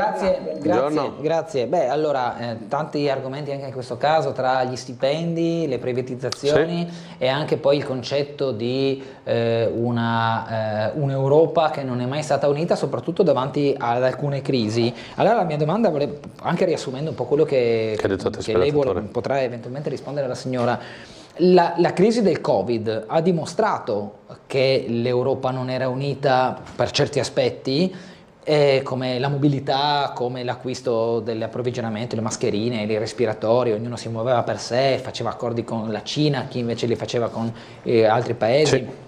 Anche a livello ospedaliero, chi si forniva di manodopera mi pare cubana, insomma c'è stato un po', ognuno si è mosso per sé e non c'è stata una centralità dell'Europa che in questo caso era completamente assente, fondamentalmente a livello centrale. Cosa si è imparato da questa crisi e quali aspetti positivi ne sono nati, secondo lei? Parto solo dalla telespettatrice. Partiamo dalla telespettatrice. No, la ringrazio che ancora si ricorda di me, vuol dire che forse non sono invecchiato troppo o non sono invecchiato male. E la gran parte delle cose che la signora dice io le condivido, però partiamo da quello che dici te, Bernardo. Allora, sì, è vero, ciò che è stato ricordato e in particolar modo ciò che ha fatto l'allora governo Janša, ponendo de facto, ostruendo la possibilità di ingresso in Slovenia, è una ferita che ancora oggi rimane. Dall'altra parte però non facciamo finta di dimenticare che nella seconda fase, nella seconda ondata, comunque buona parte anche dei vaccini che sono stati acquistati a livello centrale, quindi comunque con un'azione europea, sulla quale ci sono anche, vediamo ultimamente nella cronaca, un po' delle ombre, pensando a queste telefonate tra Pfizer e la von der Leyen. E però poi l'Unione ha saputo, mettiamola così, non voglio dire regalare, che è un termine oggettivamente improprio, ma capire che di nuovo da una crisi che aveva avuto un tragico effetto sanitario, ma anche potenzialmente poteva avere un effetto ancora più tragico e dirompente da un punto di vista economico e sociale, perché l'economia era azzerata, ha saputo mettere in piedi degli strumenti de facto di partecipazione comune al debito, perché quello che noi chiamiamo PNRR e che di nuovo come Italia sappiamo gestire malamente, non è solo contribuzione italiana, non sono solo soldi italiani, se no non avremo neanche il problema dal 2026 in avanti di restituirli. Abbiamo già un bel nostro debito più, debito meno, il politico italiano su queste cose fa un tanto al chilo purtroppo.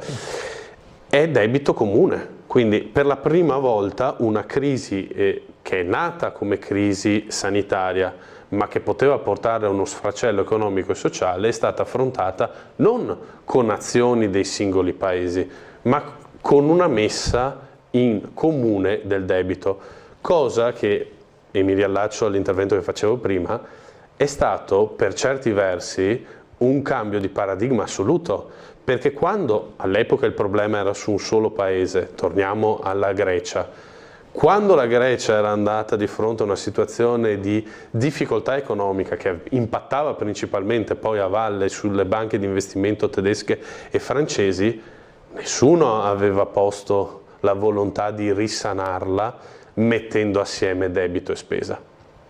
Quindi, seppure può essere un primo timido passo in avanti, poi timido non so quanto, perché se pensiamo alla sola Italia di PNRR sono 129 miliardi, di cui forse appena il 10% deriva da soldini italiani, il resto sono soldi dei contribuenti europei, dati a noi, così come noi a nostra volta li prestiamo a qualche altro paese in funzione anche dei danni e delle difficoltà economiche che hanno avuto. È stato un passo avanti. Volevo chiudere sempre sui temi che diceva la signora. Il tema del salario in Italia è un tema nel quale mi trovo assolutamente concorde. E bisogna dividere in due la questione, la parte privata, nella quale io dico sono socio di un'azienda con ormai 5 dipendenti, tutti giovani, perché facciamo un investimento sui giovani e crediamo in loro, nessuno di loro prende quello stipendio di un dipendente pubblico di primo ingresso, prendono di più, ma non perché siamo magnanimi.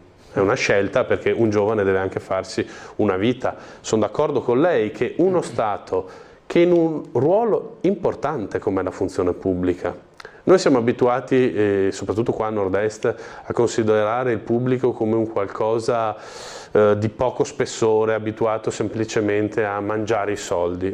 Ha una funzione importante non solo nei comuni, nella scuola, nella salute, certo, e vediamo anche in quei settori là quanto le professioni siano o sottopagate o addirittura i medici che noi formiamo, che ci investiamo 10-11 anni per specializzarli, soldini nostri, dopo se ne vanno fuori semplicemente perché vengono pagati male o poco, e questa è una follia tutta italiana. Il tempo dell'ultima telefonata in compagnia di Alessandro Tronchin, poi dovremmo salutarlo per la pubblicità. Sentiamo chi è in linea, buongiorno. Sì, buongiorno Bernardo e buongiorno agli ospiti. Buongiorno, prego. Allora, io mi associo alla signora che ha ragione che gli stipendi devono aumentare in Italia. Ci sono categorie di persone che io le conosco anche personalmente, tipo delle pulizie, dove le persone lavorano per 5 euro lorde all'ora, si alzano alle 3 di mattina per andare a lavorare, lavorano 10 ore al giorno per guadagnare uno stipendio di 700 euro al mese. Cioè è uno schifo questo, non una vergogna, è uno schifo. Allora io mi chiedo, quando abbiamo dei politici che guadagnano 17.000 euro al mese, noi gente, noi popolo, pensiamo che quelle persone fanno qualcosa per noi poveri?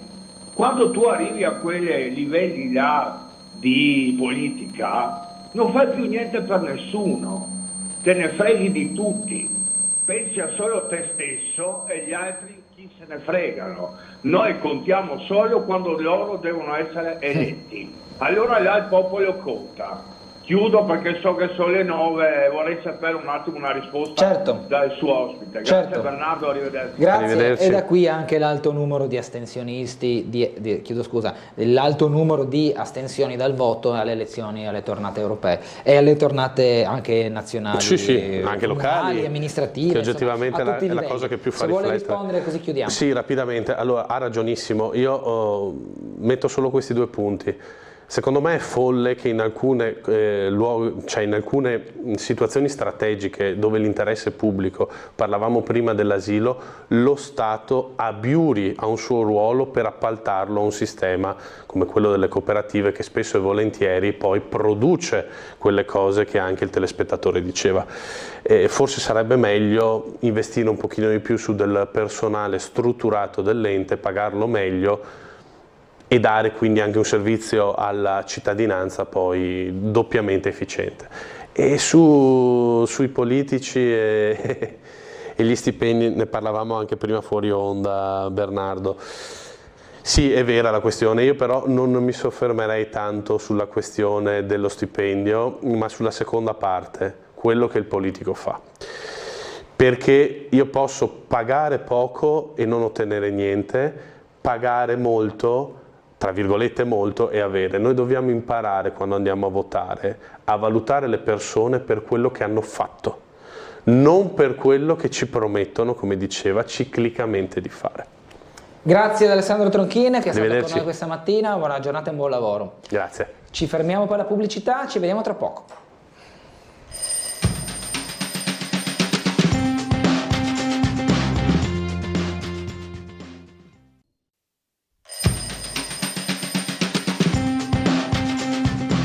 Torniamo in diretta con Sveglia Trieste, con noi quest'oggi Mirko Martini, consigliere comunale di Noi Moderati, ben trovato. Buongiorno a tutti, grazie dell'invito, buongiorno. Una mail dice i dipendenti pubblici hanno sempre avuto gli stipendi bassi ma anche grandi agevolazioni come il posto sicuro, adesso non va più bene perché con l'ingresso di Brunetta a molti tremano la terra sotto ai piedi. Grazie a Tele4 si parlava prima di questo aspetto legato ai salari, anche in riferimento all'articolo di oggi del Piccolo che titola "Il comune assume 20 impiegati ma il vero problema resta la fuga". Rispetto agli ultimi 250 ingressi il 20-30% dei reclutati vince il concorso e dopo un po' se ne va perché probabilmente non ha tratto da alcune condizioni, oppure perché ha tentato magari il concorso senza una gran convinzione, oppure perché la mansione a lui o lei deputata non era in linea con le aspettative. Ci sono tanti motivi, ma quella della retribuzione è una delle motivazioni che evidentemente è stata più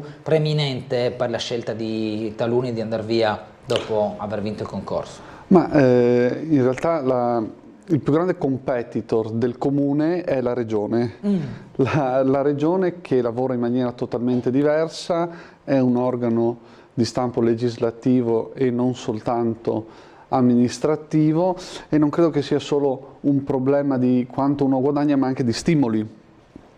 In una regione sei più stimolato, hai ovviamente più benefit, diciamocelo pure, non nascondiamoci dietro un dito, ma quello che secondo me fa della persona un valore aggiunto è lo stimolo che gli dai. Certo. E oramai in un paese iperburocratizzato, iperstandardizzato, la persona si sente meno valorizzata perché fa sempre le stesse cose, sempre nello stesso modo, e soprattutto regna, specie nella pubblica amministrazione, una cosa che a me ha sempre lasciato basito e sconvolto, diciamo, si è sempre fatto così. Ah, sì, sì, sì. Cioè è una cosa che regna ed è trasversale, e questo non stimola i giovani.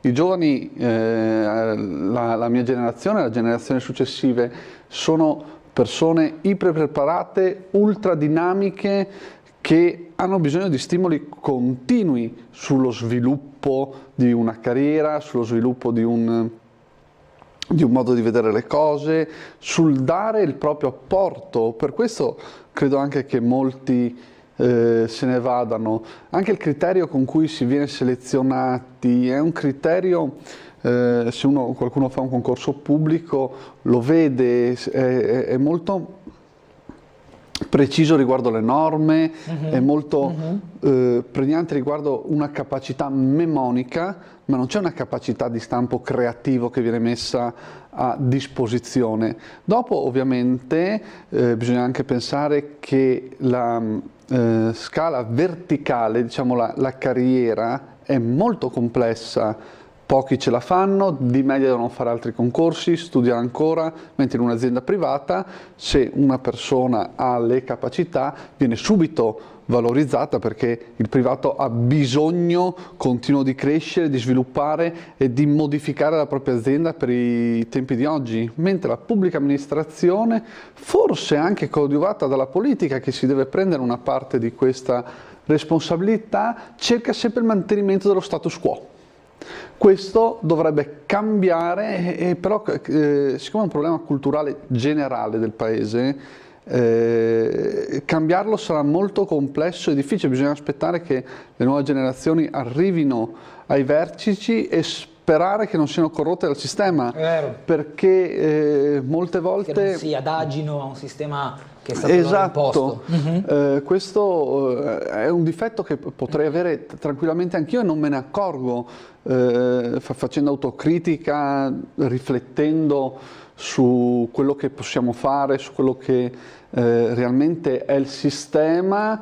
Alle volte mi chiedo se sono io a piegarmi il sistema o cerco di cambiarlo, e forse per questo ci vorrebbe un continuo ricambio. Per questo sono tuttora contro il terzo mandato, perché ci vuole un ricambio, ci vuole gente nuova che arrivi dalla società civile, ci vogliono persone sempre nuove, perché lo Stato possa andare avanti e vedere le cose in modo diverso. È proprio una questione di visione. Sentiamo una telefonata. Pronto? Buongiorno.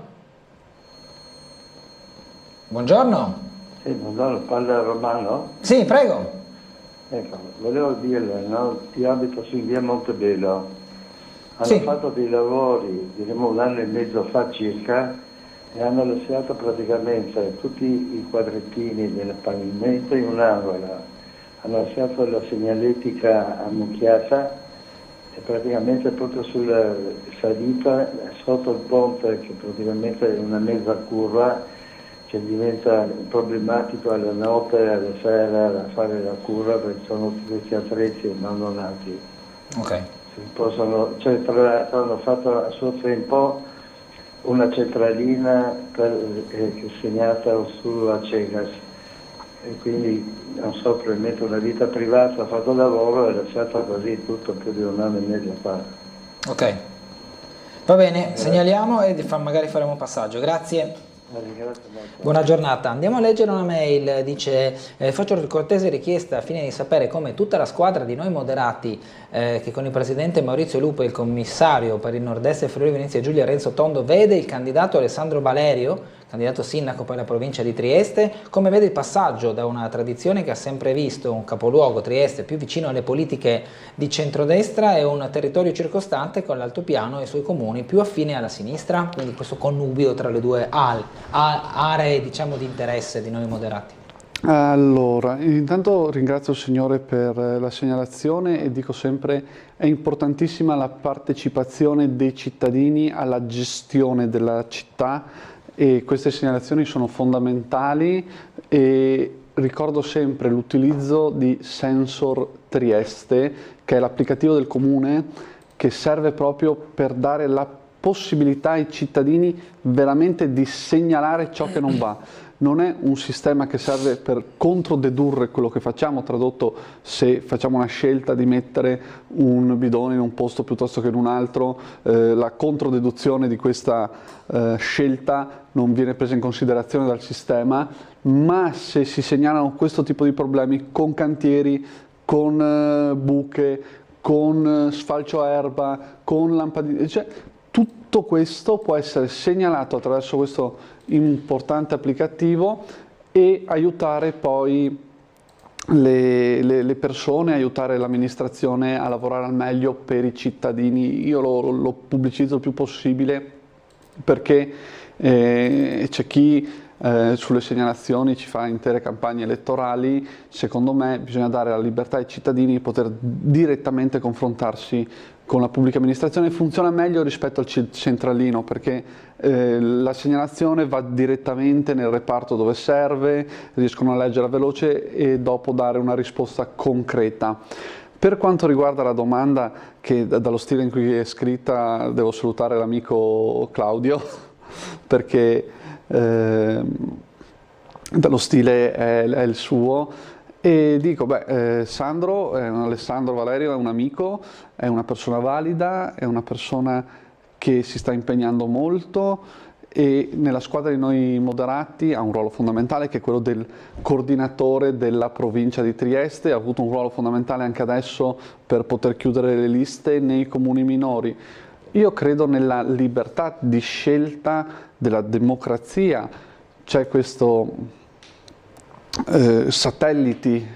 comuni satellite rispetto a Trieste, perché in realtà non hanno un ruolo forte, perché sono comuni più piccoli e Trieste è un comune talmente grande in quest'area stretta che ovviamente assorbe tutto, ma credo che rispetto a destra o sinistra c'è la volontà sempre di lavorare uniti per il territorio. Questo è il cono più importante. Ovviamente sarei grato e felice se i candidati di noi moderati come Guido Ghergorina, Alfonso Aversa vengano valorizzati in queste elezioni, riescano a prendere voti, riescano a portare le loro idee nei comuni minori e che questi vengano governati poi con una visione del centrodestra, ovviamente con programmi seri, un sistema pluriennale, una programmazione, perché abbiamo visto come viene governata Trieste. Trieste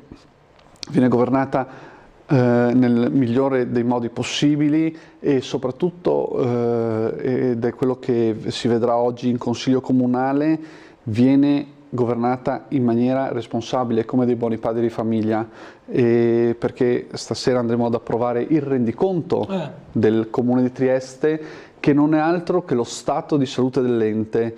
Si fa una fotografia in un determinato momento e si dice: l'ente come sta? Ha debiti? Ha crediti?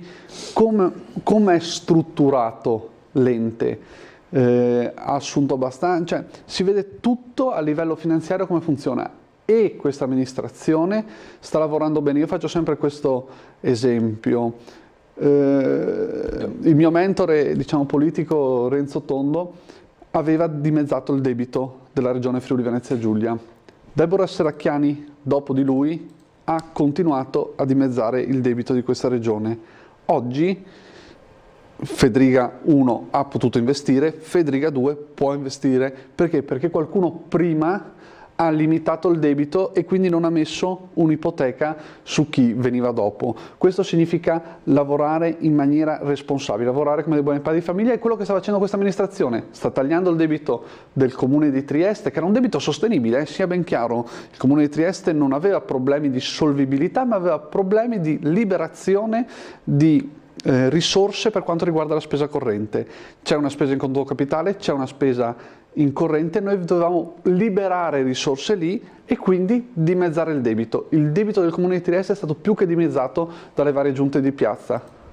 Le specifico che la domanda di poco fa era da parte della signora Graziella, che l'apprezza molto, quindi insomma, per specificare anche il mittente della mail di poco fa. Dobbiamo andare pubblicità, breve pausa, ci rivediamo tra poco.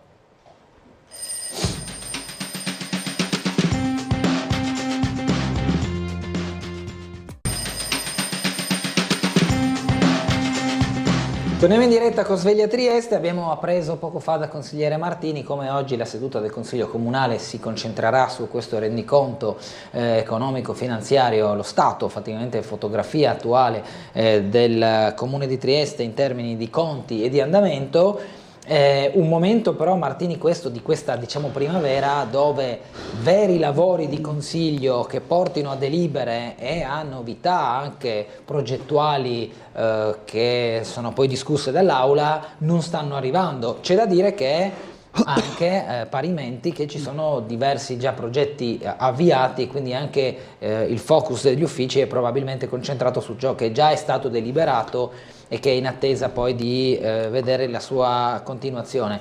C'è anche, immagino, e qui dopo le lascio la parola, anche una complicità delle elezioni europee che stanno un po' distraendo i partiti, possiamo dire questa cosa? Questo lo si può dire tranquillamente, le elezioni europee sono un appuntamento fondamentale per quanto riguarda tutto il territorio nazionale e il territorio internazionale. In Italia siamo abituati a vivere le elezioni europee come qualcosa di distante, come un qualcosa da seconde linee, no? I partiti lo vivono come mandare qualcuno lì che tanto non serve. In realtà abbiamo visto che quello è il centro del sistema decisorio poi finale che va a ricadere su tutti, quindi è normale che ad oggi i partiti debbano avere un'attenzione particolare e bisogna stare anche attenti a non creare attriti e polemiche a livello politico, perché sappiamo che tutti i partiti, siccome corrono separati, hanno un'aggressività maggiore anche all'interno della coalizione stessa. Quindi ci troviamo costretti a diciamo, lavorare di più sui dossier già approvati e magari spostare di un po' quelli da approvare. Ma ci sono tante cose che si vogliono fare, c'è il regolamento dei DEORS da rivedere, ci sono le delibere per quanto riguarda gli asili nido e poi la macchina amministrativa, grazie proprio al modo responsabile di lavorare del Comune. Ricordo che questa amministrazione approva nei termini di legge, che è un unico, quasi, cioè in Italia comuni così grandi che approvano nei termini di legge il bilancio sono veramente pochi. Grazie al fatto che noi a dicembre abbiamo approvato il bilancio, adesso possiamo lavorare tranquillamente e approvare subito, finite le elezioni europee, un assestamento. Quindi questo modo di lavorare programmatico, con un cronoprogramma ben definito, credo che sia un vanto per Trieste. Poi si vede i lavori che stiamo facendo in Portovecchio, molti dei lavori non si vedono perché li stiamo facendo nel sottosuolo, ma abbiamo aperto la bretella che spero che presto venga intitolata a qualcuno, si inizi un sistema per intitolarla, non chiamarla semplicemente bretella. Toponomastica anche esatto. Di quell'area. Quindi stiamo lavorando e continueremo a lavorare per Trieste. Andiamo a sentire una telefonata. Buongiorno. Sì, pronto, buongiorno, sono in linea. Sì, prego. Buongiorno, un saluto a lei, un saluto alla redazione, gentili ospiti e tutti i telespettatori di Tele4. Prego. Allora, mi permetta di sentire Gentile Martini su quello che lei ha detto, perché lei invita tutte le persone che se c'è qualcosa che non va di segnalare il Comune, perché il Comune è molto attento alle opinioni dei cittadini. Allora, la prima domanda è questa. Voi quanto vi siete interessati dell'opinione dei cittadini quando diciamo avete desmanializzato il Portovecchio? Zero. E per quanto riguarda la uovo via, come la chiama il signor Sindaco, quanto avete sentito l'opinione dei cittadini? Zero. Praticamente la politica è questa. Sulle cose che vi fa comodo a voi ci rullate sopra e senza neanche un minimo di rispetto. Invece sulle stupidaggini ci date la massima importanza.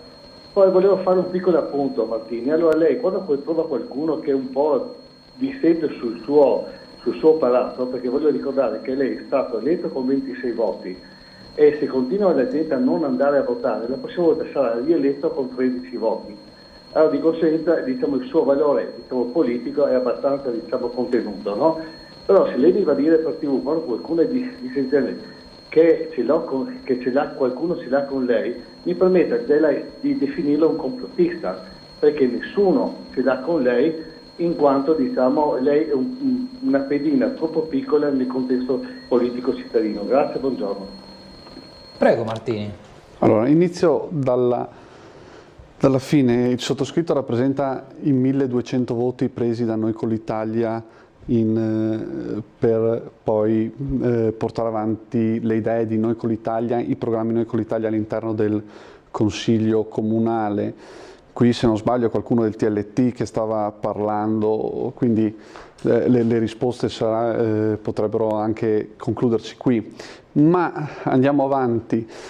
Quanto riguarda aver ascoltato i cittadini durante il progetto Cabino Via Metropolitana, il progetto era inserito nel programma del centrodestra, quindi i cittadini lo hanno votato.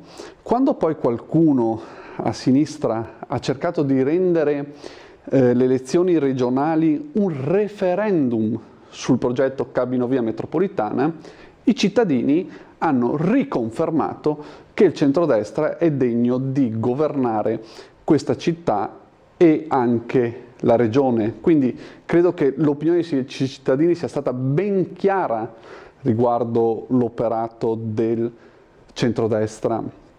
Per quanto riguarda poi le ilazioni su varie demanializzazioni o quant'altro allegati, io credo che si stia lavorando al meglio per il porto di Trieste, si stia lavorando al meglio per Trieste. Nel Porto Nuovo c'è, grazie sempre al centrodestra, un investimento di più di 200 milioni di euro. Stiamo elettrificando le banchine frontali per quanto riguarda l'arrivo delle navi. Grazie al centrodestra BAT è arrivata qui portando lavoro, portando sviluppo. Grazie alle scelte coraggiose del centrodestra, di cui tutti facciamo parte, noi moderati, prima Noi con l'Italia, una componente fondamentale, una quarta scelta. Ryanair è arrivata a Ronchi andando a sgravare quelle che sono le tasse per Ryanair e sta dando servizi ai cittadini. E qui ho nominato delle piccole cose. Sì, io tengo che le persone segnalino, che le persone partecipino, che le persone credano veramente che la cosa pubblica sia di tutti, perché se noi iniziamo a ragionare su un sistema chiuso, ognuno guarda il proprio orticello, la crescita può essere solo minore. E qui faccio un esempio. L'Italia, se potesse riciclare molto di più, potrebbe aumentare di molto la sua economia. E non sto parlando semplicemente del riciclo dei rifiuti come plastica, vetro o lattine, ma immagino il riciclo di tutti quelli che sono i sistemi elettronici.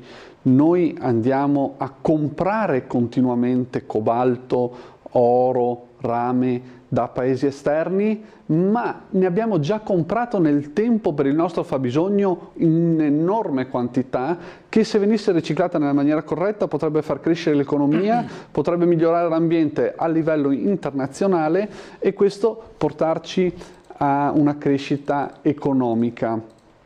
Quindi da questo punto di vista mi trovo tranquillo. Critiche personali normale, chi ha un ruolo riceve sempre critiche personali, però mi permetto di dire una cosa, prestate attenzione perché per esempio nel mio caso alle volte, gran parte delle volte le critiche me le faccio scivolare addosso, l'argumentum ad hominem che colpisce semplicemente l'avversario ma non dà un sistema di controdeduzione logica, cerco di non farmelo pesare, però ci sono persone a cui pesa. Oltre alla carica politica o alla carica istituzionale siamo persone, è giusto magari criticare il nostro operato, criticare ciò che possiamo dire, ciò che possiamo pensare, ma attaccare direttamente la persona alle volte diventa sgradevole e questo lo fa di solito chi non ha argomenti, chi non riesce a portare avanti una sua idea, non riesce a farlo in maniera strutturata, dopo ovviamente deve attaccare in maniera diretta l'avversario perché non ha altre armi.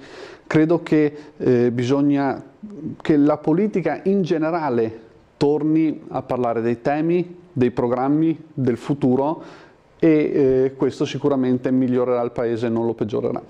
Dunque, dobbiamo andare in pubblicità, sono le 9:30 praticamente esatte, quindi un'altra breve interruzione, poi tireremo dritto fino alle 10, sempre in compagnia di Mirko Martini. Ci sono già delle mail che leggeremo al rientro.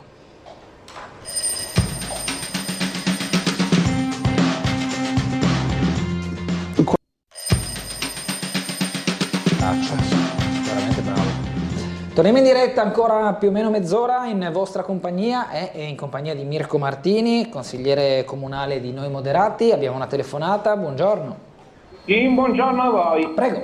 Ecco, volevo fare una segnalazione. In Piazza della Borsa, prima della ristrutturazione delle plotte, c'erano due cose.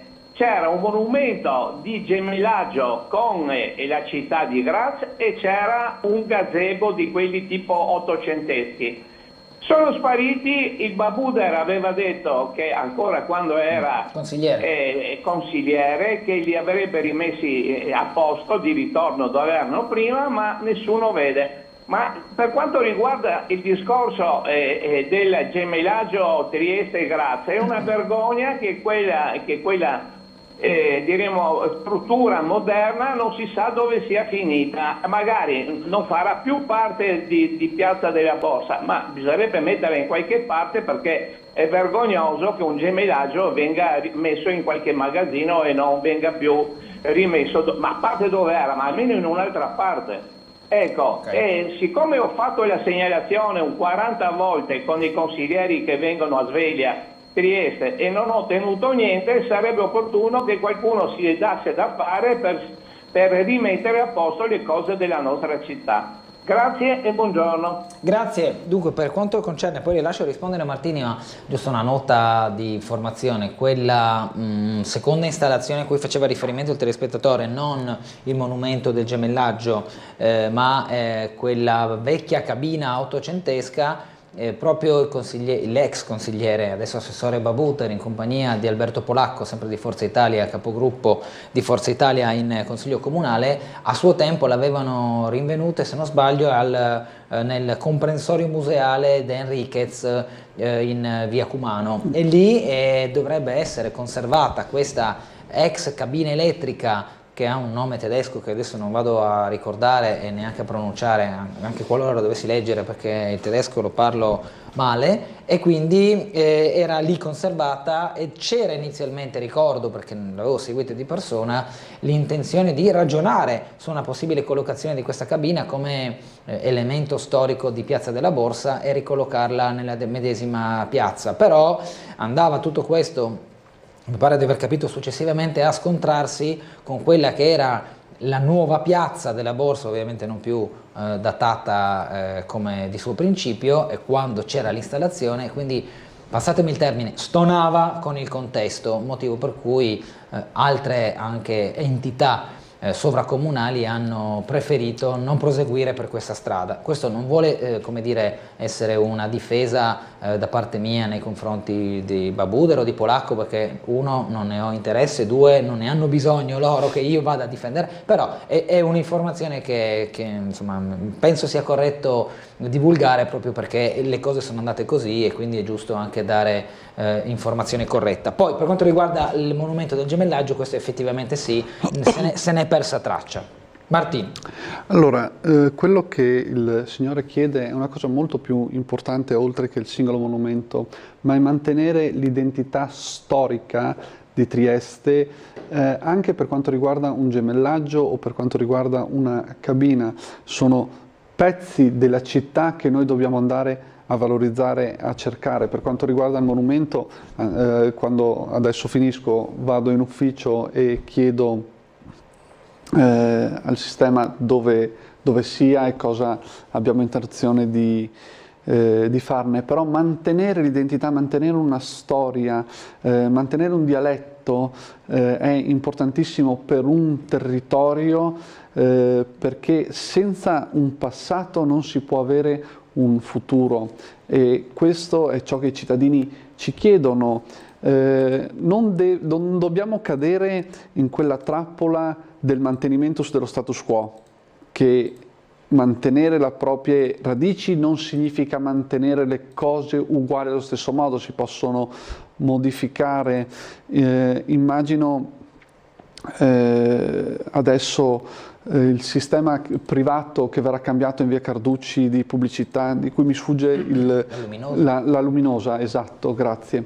La Luminosa che verrà sostituita e cambiata con degli schermi, non perderà quella sua identità di essere lì. Era stata creata, era stata modificata, era stata poi comprata, acquistata, restaurata.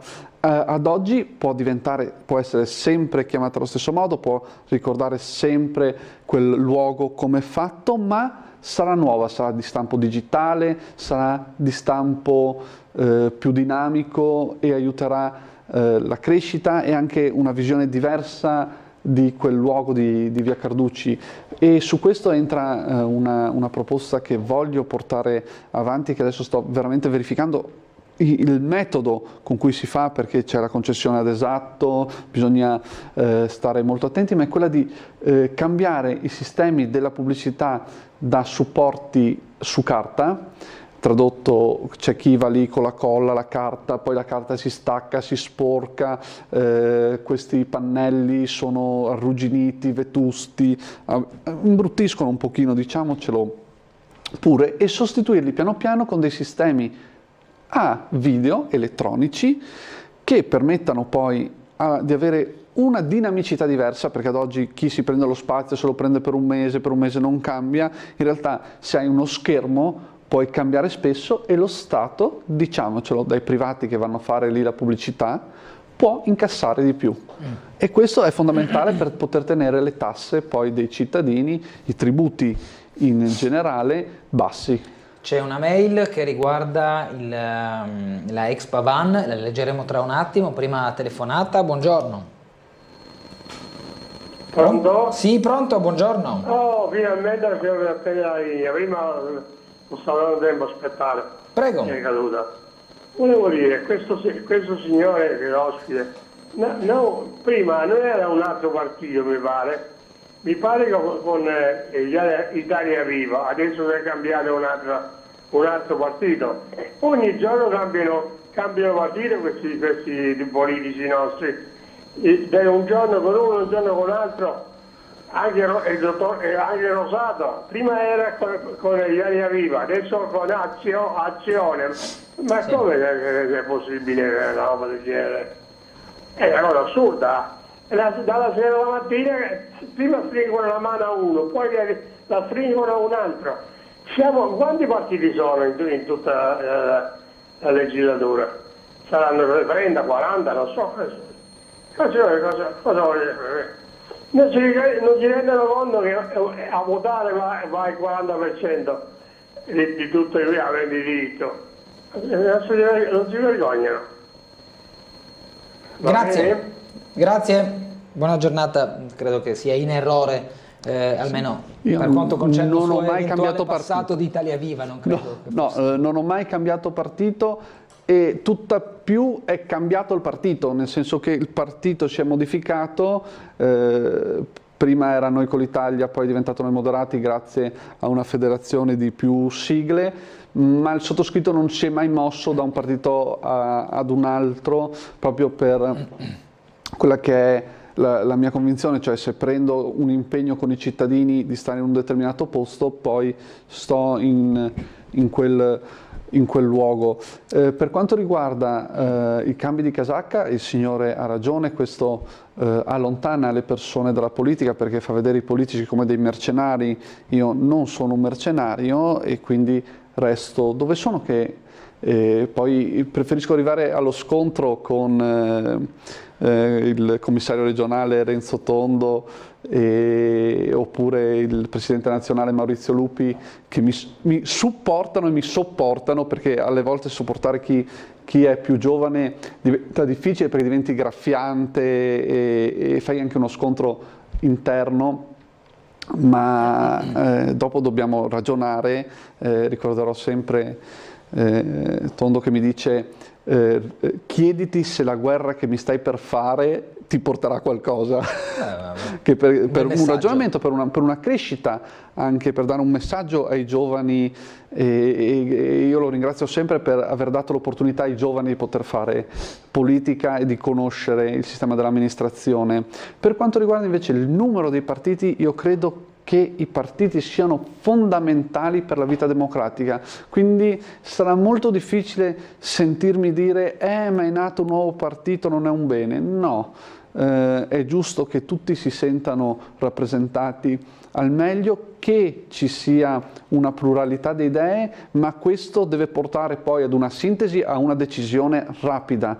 Non possiamo mantenere questo paese in stallo. Ricordo sempre la Democrazia Cristiana, che aveva le sezioni rionali minuscole del partito, questo anche il Partito Socialista, avevano una struttura molto radicata sul territorio per portare poi le persone vicine alla politica.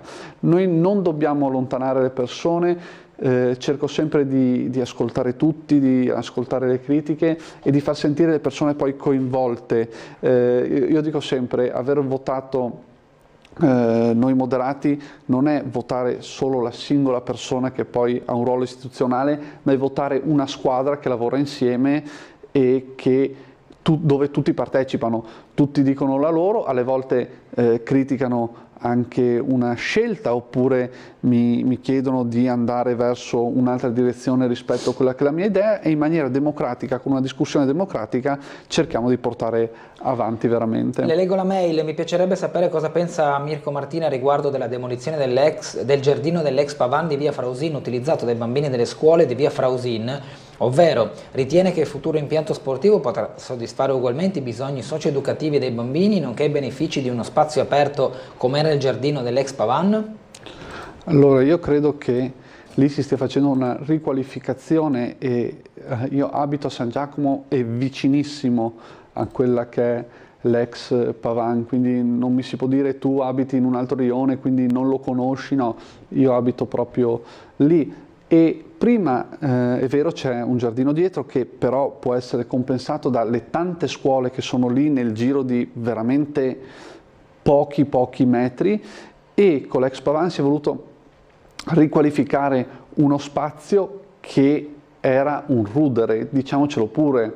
Non possiamo immaginare quello spazio come uno spazio sano, uno spazio divertente, uno spazio che poteva essere utilizzato. Dopo sarà uno spazio che i cittadini possono utilizzare, di cui possono fruire, e anche le scuole potranno utilizzarlo e fruire. Lì ci sono delle scuole che sono state anche appena ristrutturate da poco. Ricordo che sotto la strada c'era un mezzo tunnel creato proprio perché si voleva, nel progetto generale di rifacimento della scuola, andare a agire anche su quella che è l'ex Pavan. Quindi ad oggi stiamo portando avanti un progetto ben programmato che a Rione potrà fare solo bene, quindi questo osteggiare continuamente tutto quello che fa l'amministrazione in maniera ideologica, poi creando anche ansia nei cittadini, perché la tecnica della sinistra veramente alle volte mi hanno fatto quasi paura, no? Mettono ansia, mi scrivono, ho tantissimi amici di San Giacomo, mi scrivono ma mi hanno detto che poi non si potrà più usufruire. No, in realtà si potrà usufruire di uno spazio migliore, si potrà fare sport, e questo è fondamentale poi anche per la crescita dei ragazzi, dei bambini che andranno lì. Sentiamo una telefonata, pronto? Buongiorno. Buongiorno, quasi Marchi che parla, Gianni. Sì. Buongiorno dottor Gulotta, buongiorno al consigliere. Volevo dirvi che raccontare la storia perfetta della Gabbina, che quella Gabbina era per la trasformazione elettrica, era 5 cabine in tutta Trieste nel 1898, quando si sta illuminando per la prima volta elettricamente la città. Per questo che aveva importanza, e aveva importanza anche perché con quella cabina elettrica dà il via ai famosi pastorali. Allora mi capisco che l'intendenza ha deciso che c'è brutto, che c'è tutto quel che non vedi bene, ecco, che una piazza nuova, ma anche la storia conta, anche se c'è brutta. E se è vero che il dottor Babuder e anche polacco si andava in cerca per tutto, dunque Trieste era piena di queste cabine e Lori per fortuna ha trovato una che testimonierà la storia di Trieste riguardo l'energia elettrica, ma tutto quel che ha detto lei, dottor Gulotta, è perfettamente vero, è la storia di questa cabina. E se mi permetti un solo certo. Ci dica. Una sola parola, voglio dire, la ringrazio per quelle belle telecronache che la sta facendo. Arrivederci. Grazie a lei Gianni, in realtà guardi, io estendo in verità e attribuisco buona parte del merito anche a Francesco Vitturi, che mi ha fatto compagnia nel corso del campionato, così come anche a Davide Furlan di City Sport, a Roberto Rizio, a Niccolò Giraldi, che si sono comunque avvicinati anche a Tele4 per apportare il loro contributo. Sono tutti esperti di sport, di calcio in particolare, della Triestina. Soprattutto Vitturi, che è stato più presente, ovviamente senza dimenticare l'ottimo Walter Topan, che è telecronista con la T maiuscola, e quindi insomma grazie a loro io ho fatto un po' da comprimario. Non è il mio ruolo fare la telecronaca, io lo dico subito, per quanto poi io mi sia insomma messo in gioco il mio percorso un po' diverso da telecronista, però insomma ci ho messo il massimo, poi non sono stato perfetto, lo so, ma insomma spero che si sia sopportato perlomeno questo percorso. Ora speriamo che nei playoff la Terzina possa andare avanti, lo si dice da tifosi ma anche da chi si augura che la Labarda di Trieste venga come dire, sollevata in contesti più nobili rispetto al già positivo comunque campionato di Serie C, ma insomma la serie cadetta è un po' l'obiettivo che la Triestina si è data da tanti anni, anche in virtù di diversi passaggi di società. Con Biasini e Milanese si era arrivati a un passo con quella finale sciagurata contro il Pisa,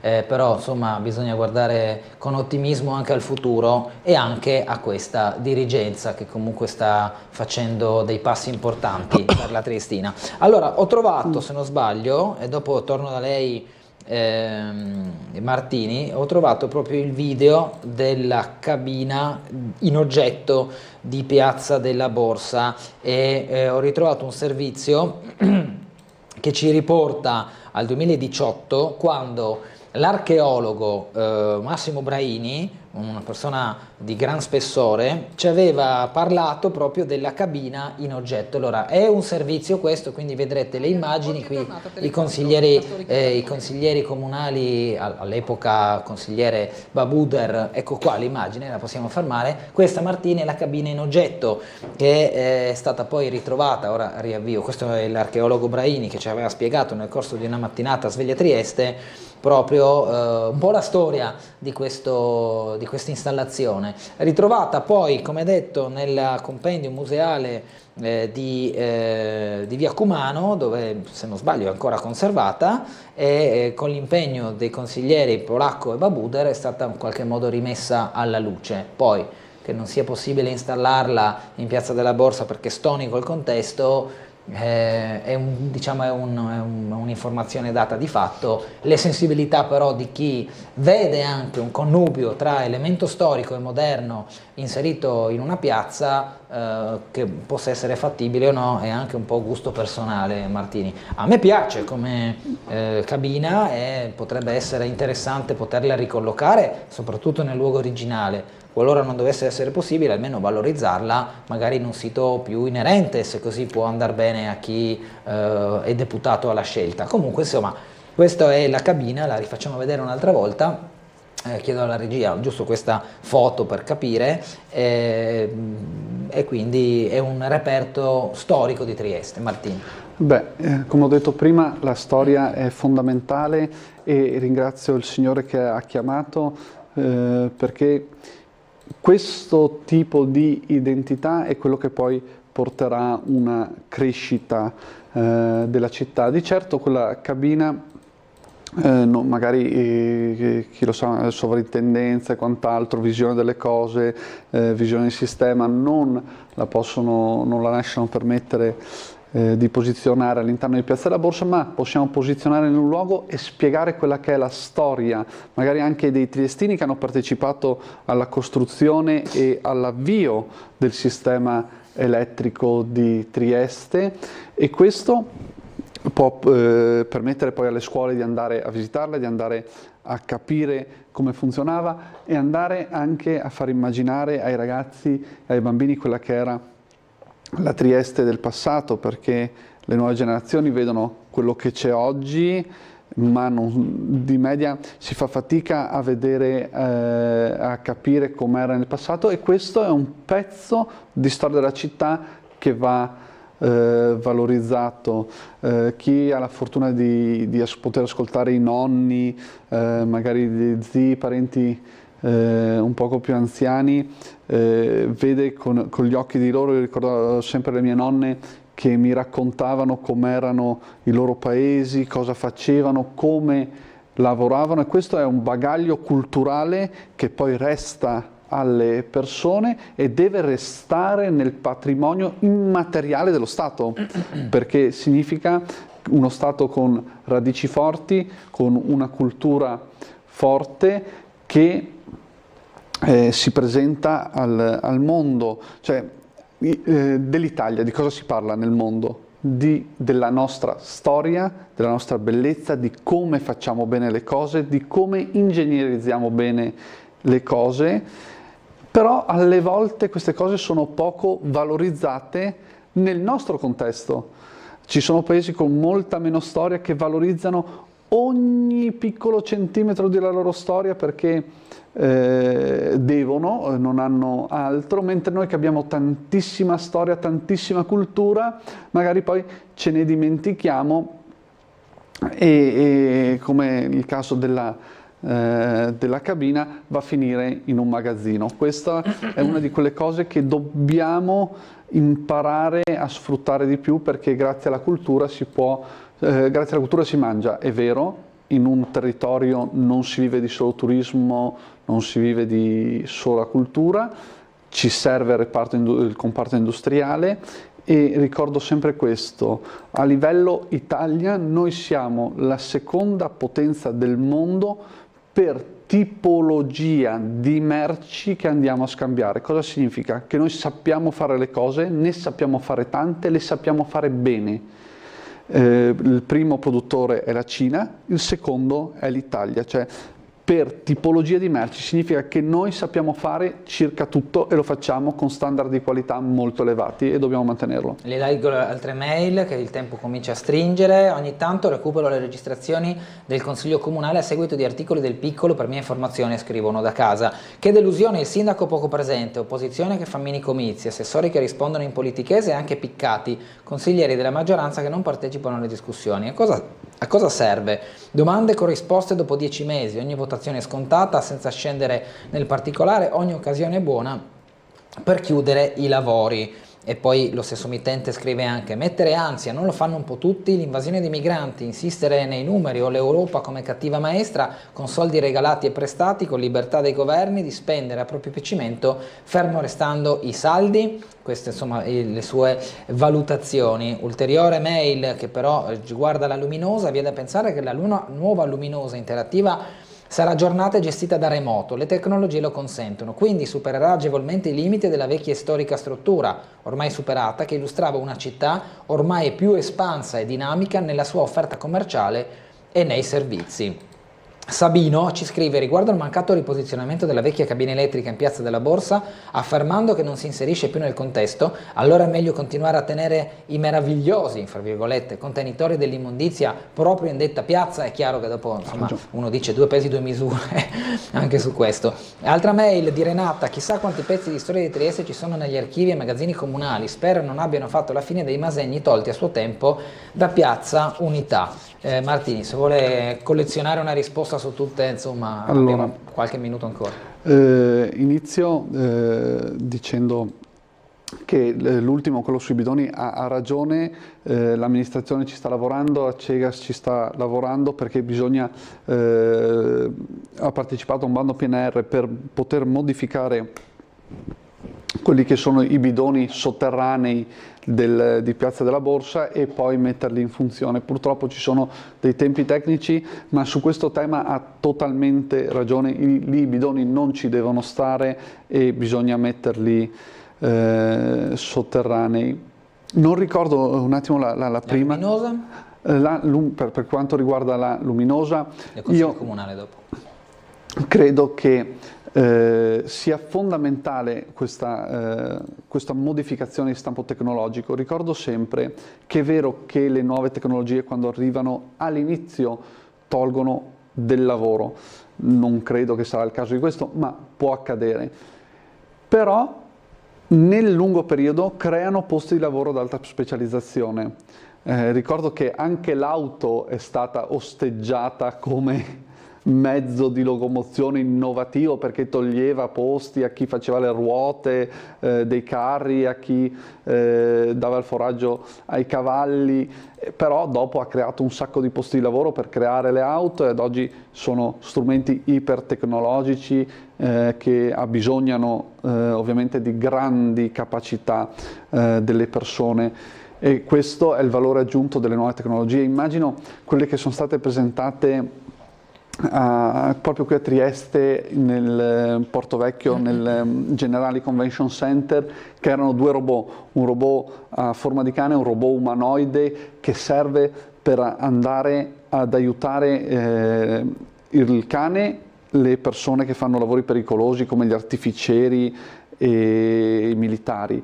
L'altro serve a sgravare le nostre articolazioni di chi fa lavori pesanti per non aver problemi articolari nel futuro. Quindi queste tecnologie sono veramente il futuro e miglioreranno la nostra vita. Credo molto nell'utilizzo delle tecnologie in maniera responsabile. Al centro ci vuole sempre questa parola responsabilità e chiarezza nell'utilizzo. Per quanto riguarda il Consiglio Comunale, io dico è vero, siamo in pochi i consiglieri di maggioranza a intervenire e ci si trovano dei miei interventi. Alle volte la sinistra tratta il Consiglio Comunale come, specie una parte della sinistra, quella un po' più estrema, quella un po' più che ha bisogno, si vede, di farsi una pubblicità, tratta il Consiglio Comunale proprio come un comizietto personale. Io credo che il Consiglio sia solo una parte del lavoro, ci sono le commissioni dietro dove quasi tutti intervengono, sono pochi i consiglieri che non intervengono in commissione, cerchiamo di essere sempre presenti, il sottoscritto è sempre raggiungibile dai cittadini, ci fa tanto lavoro dietro le quinte, il Consiglio Comunale è solo la punta dell'iceberg, il nostro sindaco, e su questo lo difenderò a spada tratta sempre, penso che sia uno dei sindaci che lavora di più in Italia, cioè su questo quasi non ho dubbio, perché è lì veramente dalla mattina presto fino alla sera tardi. Alle volte gli chiedo: sindaco, come fai a mantenere questi ritmi? E lui è sempre lì per i cittadini, per tutti, per i consiglieri, quindi su questo veramente dico, anche se non è presente magari per tutto il Consiglio Comunale, ci siamo noi consiglieri che portiamo avanti, ci sono gli assessori che portiamo avanti le idee e le delibere. Grazie al consigliere Martini per essere stato con noi, una buona giornata e un buon lavoro. Grazie dell'invito, buongiorno a tutti gli ascoltatori, grazie ancora. Grazie a tutti per averci seguiti, arrivederci.